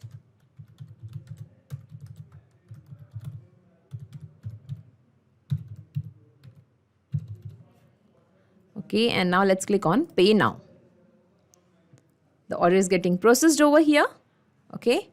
Okay, and here we can see your order is confirmed. Okay, now let's move back to Pabbly Connect. And here we can see the responses received and all the details related to the new order are captured over here. We can find the ID and when we scroll down, we can find the other details. Here we can find the contact email. Here we can find the created date and time, the price of the product. Okay. And here also we can find the email address. Okay. Here we can find the amount. And let's scroll down. Yes. Here we can find the customer name as demo. Here we can find the address, its phone number, city, state, code, India. Okay. And all other details related to the order are captured over here. Okay, I'll just want to show you the product name also. Yes, The line item name is air conditioner. So now we want to create an invoice for this particular customer for the order that we have received in our Shopify store. But first we need to check whether this particular customer, that is demo name, whether this customer exists in our Zoho Books account or not. Because for creating an invoice, the customer should exist in our Zoho Books account. For that, let's scroll down, come to this action step, and here we are going to choose the application name as Zoho Books. Select the action event as get contact by email. Click on connect. Click on add new connection and click on connect with Zoho Books. Now it is asking for the domain name. Enter your Zoho Books account domain name over here. So I'll just take you to my Zoho Books account, and here in the URL you can find that it is zoho.com. So you have to enter your domain name over here. So as you can see that my domain name is zoho.com. So I'm just entering the same. Okay, please enter your domain name over here and click on save. And now it is asking Pabbly Connect would like to access the information. So it is asking for the access. Let's click on accept and give away the access over here. Authorization successful. Okay. And now the Zoho Books account is connected to Pabbly Connect. Now it is asking for the organization. So I have already created organizations over here. You can see I have two organizations, Magnet Brains as well as Pabbly Book. So now I want to create the invoices in Pabbly Book organization. So I'll be selecting the same organization name over here, that is Pabbly Book. And here we have to map the email address of the customer or the customer who has placed the order. Okay, so we have already got the details from the trigger response over here. So we are going to map it over here. So let's come to Shopify, and here let us find the email address, that is demo@pabblytudes.com. Okay, and now let's click on save and send test request. Okay, and here we can see the response is received and all the details are captured over here. We can find the contact ID, the contact name, company name, and all other details related to this particular contact is captured over here. Okay, it means the customer do exist in our Zoho Books account. Now, there can be two conditions. First, the customer may exist. The second condition may be the customer may not exist in our Zoho Books account. So, how to create the invoice? For that, we are just going to apply the routers over here. Okay, instead of creating invoices, first let us click on this plus sign, add action step. And here in the application, we will be selecting router. So here we will be specifying route 1 as well as route 2. So I'm just going to click on this 3 dots, click on rename, and here let us rename it as if customer or contact, whatever you want to give, you can just mention it over here, exists. Okay, if customer exists, and the second route would be if customer does not exist. So we'll be specifying the routes, then what to do in case if the customer is existing and if the customer is not existing. Now let's click on set filter and action steps. Now here we have to specify the filter. It is the if condition. Okay, come to select label option, and from here we are going to select the contact ID of the customer that we have got from the second response. Okay, the second action step, get contact by email. Okay, and here we have got the contact ID. Simply map it. The filter type will be is exist. If this particular customer exists, just check the condition by clicking on save and send test request.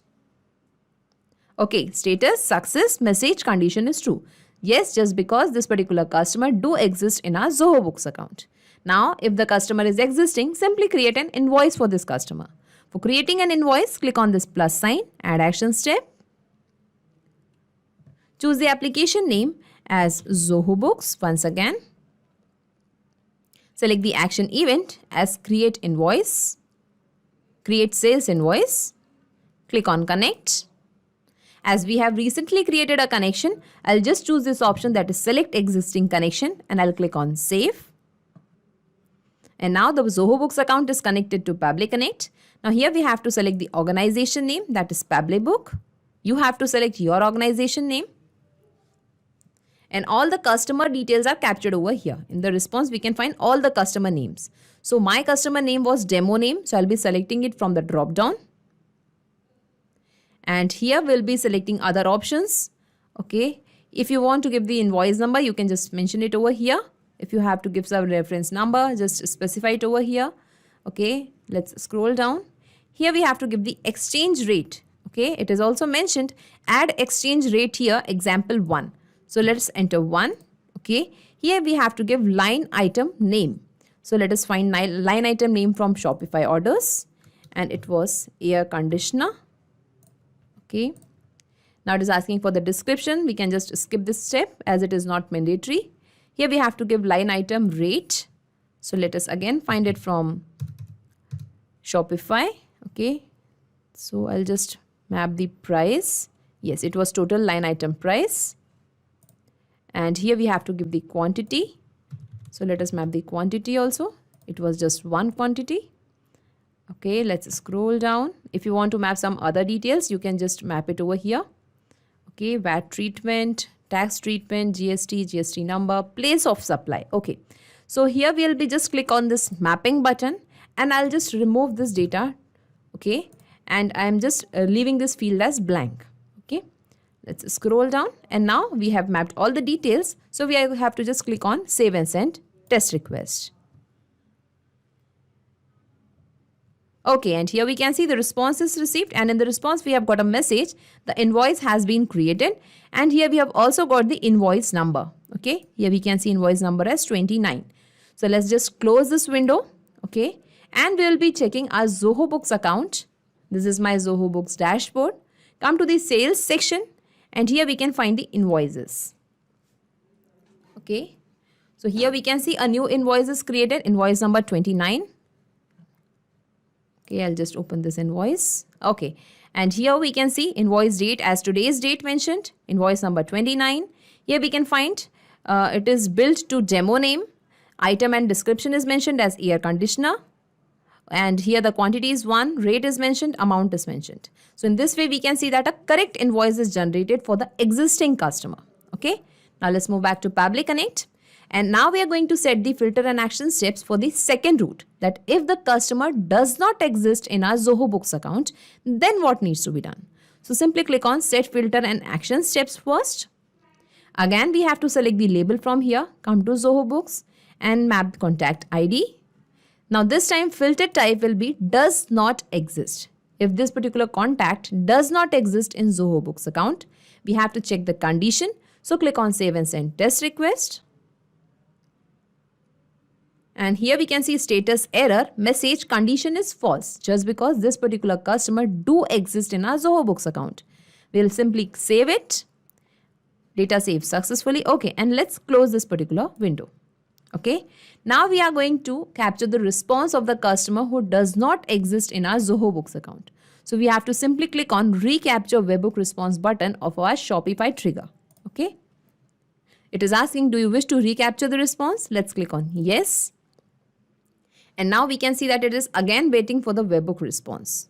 So I'll just move to the Shopify store once again.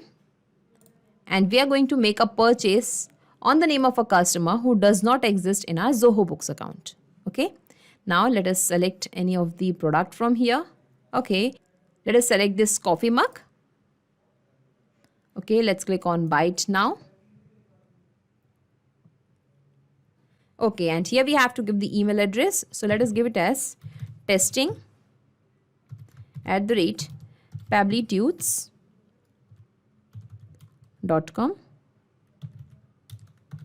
Okay, let's give the first name as testing, last name as name itself, company name as Pabbly. Let us give the address as E4 256 Aurora Colony,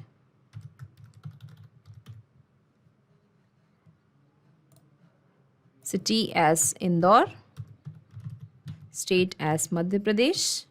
Let's enter the phone number, pin code. Let us enter the phone number. And let's click on continue to shipping.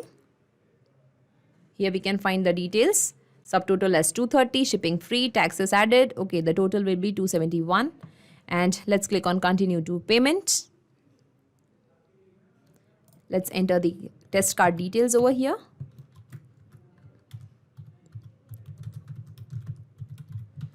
Okay, I'll just enter the expiration date. And now let's click on Pay Now. The order is getting processed. Okay, and here we can see that the order has been placed. Your order is confirmed. Now let's move back to Pabbly Connect. And within some seconds, we will be seeing that the response will be captured over here. Okay, and here we can see the response is received.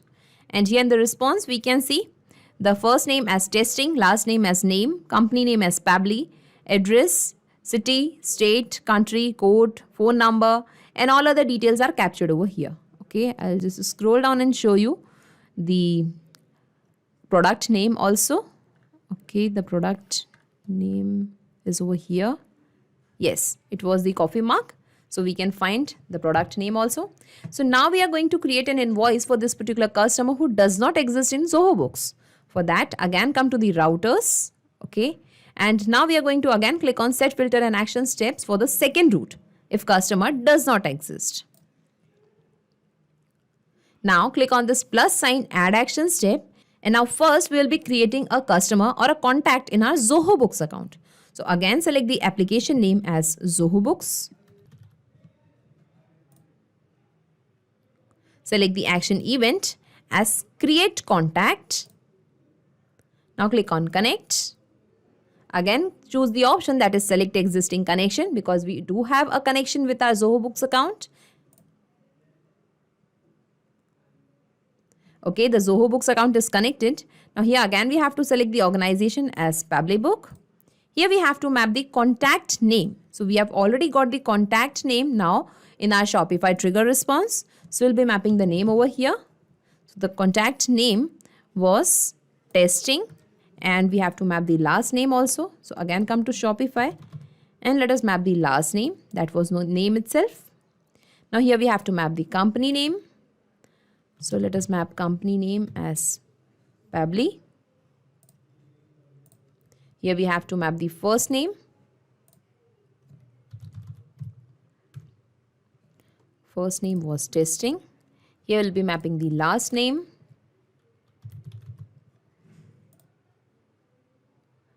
Here we have to map the email address. Email address was testing@pabblytudes.com. Here we have to map the phone number.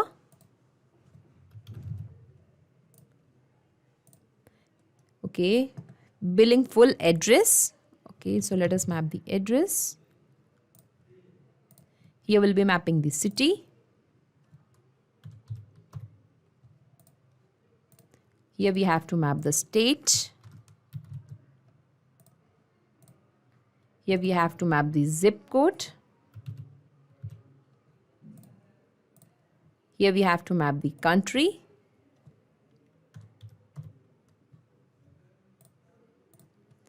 If you have some other details, you can just map it over here. Okay. And now let's click on save and send test request. Okay, and here we can see the response is received. And in the response, we can see message, the contact has been added. It means a new contact is created in our Zoho Books account. So first let us check whether the contact is created or not. Let's move to the customers section. Okay, and here we can see a new customer named testing name, company name as Pabbly. Here we can find the email address, phone number.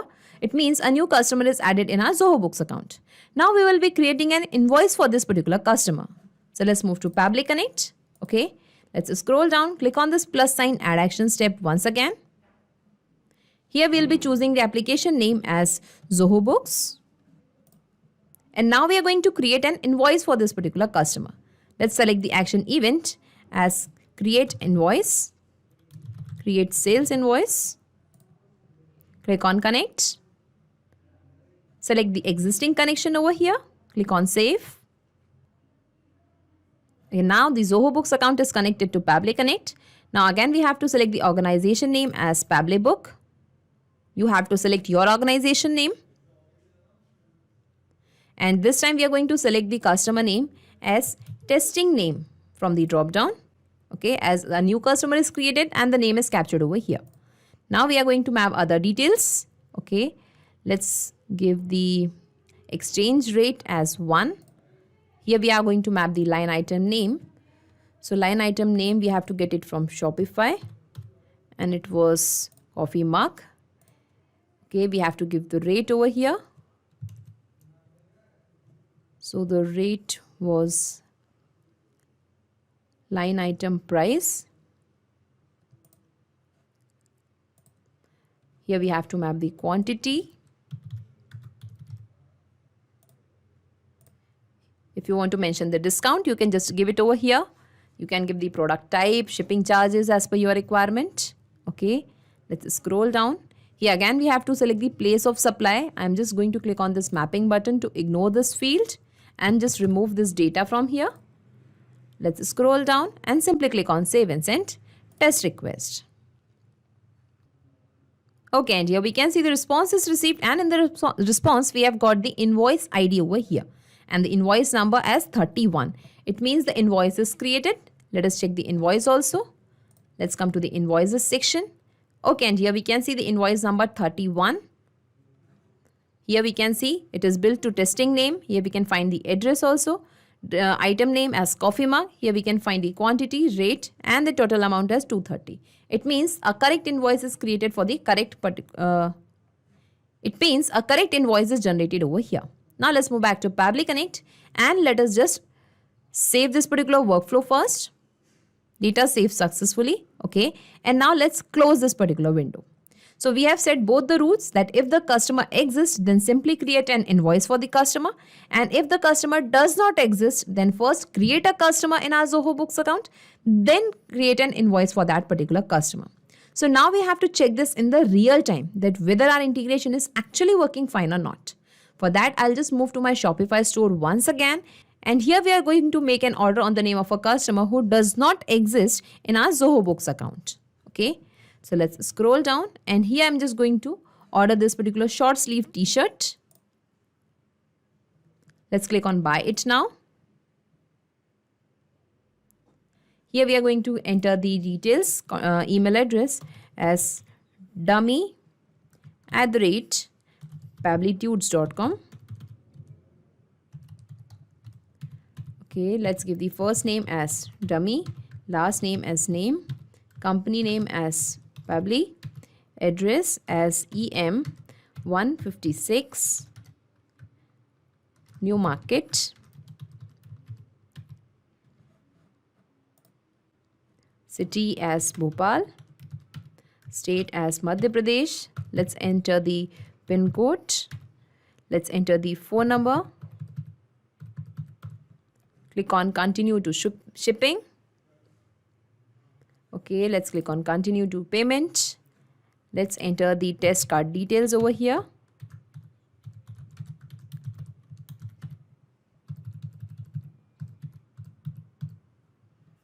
Let's click on pay now. Your order is being processed. Okay, the order is placed over here. Your order is confirmed. Now we are going to check our Zoho Books account. First, we will be checking whether a new customer is created in our Zoho Books account and whether the invoice is created or not. So let's move to Zoho Books. Let's move to the customers section. And I'm just going to, before refreshing itself, I can see the customer name over here as dummy name. Here we can find the company name as Pabbly. Here we can find the email address, the phone number. And now let us check the invoice also. And here we can find a new invoice created over here, invoice number 32. I'll just open the invoice for you. Okay, and this particular invoice is number 32. It is invoice date is 23rd of July, that is today's date, due on receipt. Name is dummy name. Here we can check the address also. And here we can find the product as short sleeves t-shirt. And here we can find the amount. So in this way, we can see that we have created a successful automation over here. So let's move back to Pabbly Connect. And I'll just minimize all these windows and let us see in a nutshell whatever we have done till now. Okay. So first we have created an integration between Shopify and Pabbly Connect. Then Pabbly Connect has captured all the details of the order as well as the customer whenever a new order was placed. Then we have checked the contact by email by adding the action step of Zoho Books that whether this particular contact who has made the order is already existing in our Zoho Books account or not. And then we have applied the conditions by setting up the router that if the customer exists, then create an invoice for the customer. And if the customer is not existing in the Zoho Books account, then first create a customer and then create the invoice for that customer in our Zoho Books account. And in this way, we have created a successful integration between Shopify and Zoho Books using Pabbly Connect. So to set up this automation, guys, first of all, you need to reach the dashboard of Pabbly Connect application. And to reach here, you can use this link, pabbly.com/connect. From here, you can set up your free Pabbly Connect account by clicking on this sign up free button, and you will get 100 free automation tasks for every new month. So sign up right now and then log in to reach here on the dashboard. And guys, here you have to create a workflow of automation. For that, just click here on this create workflow button, and here you can give a suitable name to this workflow. So I'm giving the name here as Shopify to Slack integration. Okay. Right, so after filling the name like this, you just have to click on this create button, and you can see your workflow page started loading up here. And on this page, you will see the trigger and the action. So with the help of these two things, we are going to build this automation. So the trigger is that event which is going to trigger or make this workflow start running, and the action would be the response towards that trigger. As in this use case, the trigger would be cancellation of any order from your store, from your Shopify store, and the action towards that trigger would be to send the message to your team on Slack about the order cancellation. Okay, so first of all, you need to set up the trigger here. So from this choose app field, choose Shopify application. Here it is selected. Okay, and the trigger event would be order cancelled. Okay, so it will trigger when an order is cancelled.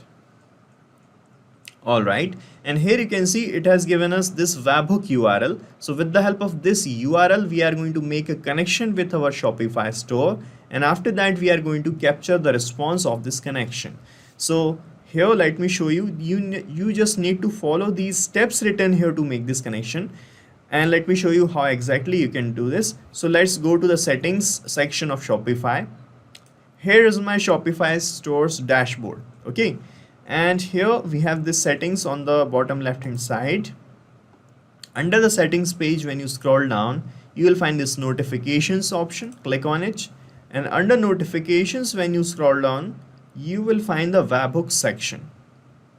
Here is the webhook section. Here you have to click on this create webhook button, and here you have to select the event on which you want to send the data from Shopify store to your workflow. So we want that as and when the order got cancelled, the data should be received in my workflow about the order cancellation, right?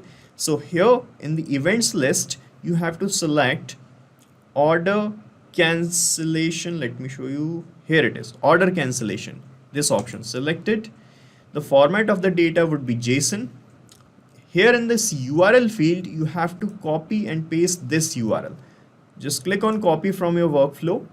Okay, and paste this URL here like this, and select the API version, latest one, like this, and then click on save. Alright, so a new webhook is saved here successfully, and here you can see it is showing us waiting for the webhook's response. This means now we can perform a test submission. Test submission means now we are going to manually cancel an order from our Shopify store's backend, and the response of that order cancellation will be captured here, and that will act as a test data for us to set up this automation further. Okay, so here I am going back to my Shopify store's dashboard. Here you can see we have this orders section. Under the orders section, we have these orders. So let me cancel manually any order. So here you can see we have this order number 102538. Swati V is the name of the customer. Let me open this order. Right. And from this more actions, I'm going to click on cancel order. Okay. And this is a shoulder phone bag. Okay. That I'm canceling. So you can see the order is getting cancelled. Yes, I want to refund the customer. And here from this reason of cancellation, guys, you have to select this customer cancelled order option. Customer cancelled or changed order. So that when in real time after setting up this automation, whenever your original customer or real customer is going to cancel the order, the workflow is going to run. Okay, so click on cancel order here, and here you can see the order is cancelled. You can see here cancelled is written here, and let us see in our workflow if we got the data. And here you can see we have received the response, and here you can see it is showing the cancel reason is customer, cancelled at this date and time, and here we have all other details. This is the contact email of the customer, the currency details, all right, and you can see the financial status as refunded. Okay, and we have all other details too. Here we have the address of the customer, all right, and here you can see we have this line item label in which we have the name of the product as well. This is women's vertical shoulder phone bag. Okay, so that's how we can fetch the test data from Shopify. Now guys, I want to inform my team which is present here on Slack channel about this order cancellation that we have just received. So here I'm going to use this action step, and in this action step choose Slack application as the action application. Here it is, select it, and the action event would be send channel message. Click on connect, and from this window select add new connection, then click on connect with Slack, and here it is asking for the token type. So we have these two token types, user and bot. So each token type have different kind of permissions. So you can see here on this, by clicking on this here word written in blue, you can see the type of permissions you will get using both of these token types. So when you use user, you will get these permissions. When you use bot, you will get these permissions. So I'm using user here. Okay, pasting it here, right, then click on save, and from here you have to give some permissions to Pabbly Connect. Just click on allow, and you will be connected with Slack. Alright, so authorization is successful and we are now connected, and here you can see we have this general text channel guys. Here my team is chatting, so I have selected this. You have to select your channel in which you want to send the message from this channels list. So I'm selecting general. Here in the message, I'm going to type the message for my team. So I'm typing the message as hello team. This is to inform you about order cancellation from our Shopify store.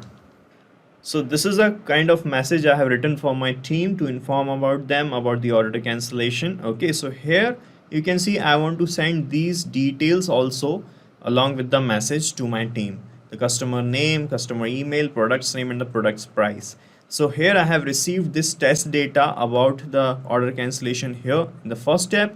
So from this first step only, I'm going to map the test data here in after these things. Okay, so to map the data, just click here like this, and it will show you the Shopify step in the drop down. So when you click on it, you will get the test data here only. So from here you can search for the customer's name label and you can map the name. So guys, I have mapped the name here. Similarly, you can map customer's email from this drop down like this, just by clicking on the contact email. Similarly, you will find the product's name and price as well, and you can map those things too. Okay, so when you map the data like this, what will happen in real time, whenever any real customer of yours cancels any order, the labels are going to change accordingly, and a new message will be delivered with the new data to your team on Slack. Okay, that's why we map labels here. So guys, I have typed the message and mapped all the data, and here if you want to send any image, you can also do that, and if you have many options here, you can add a bot's name also.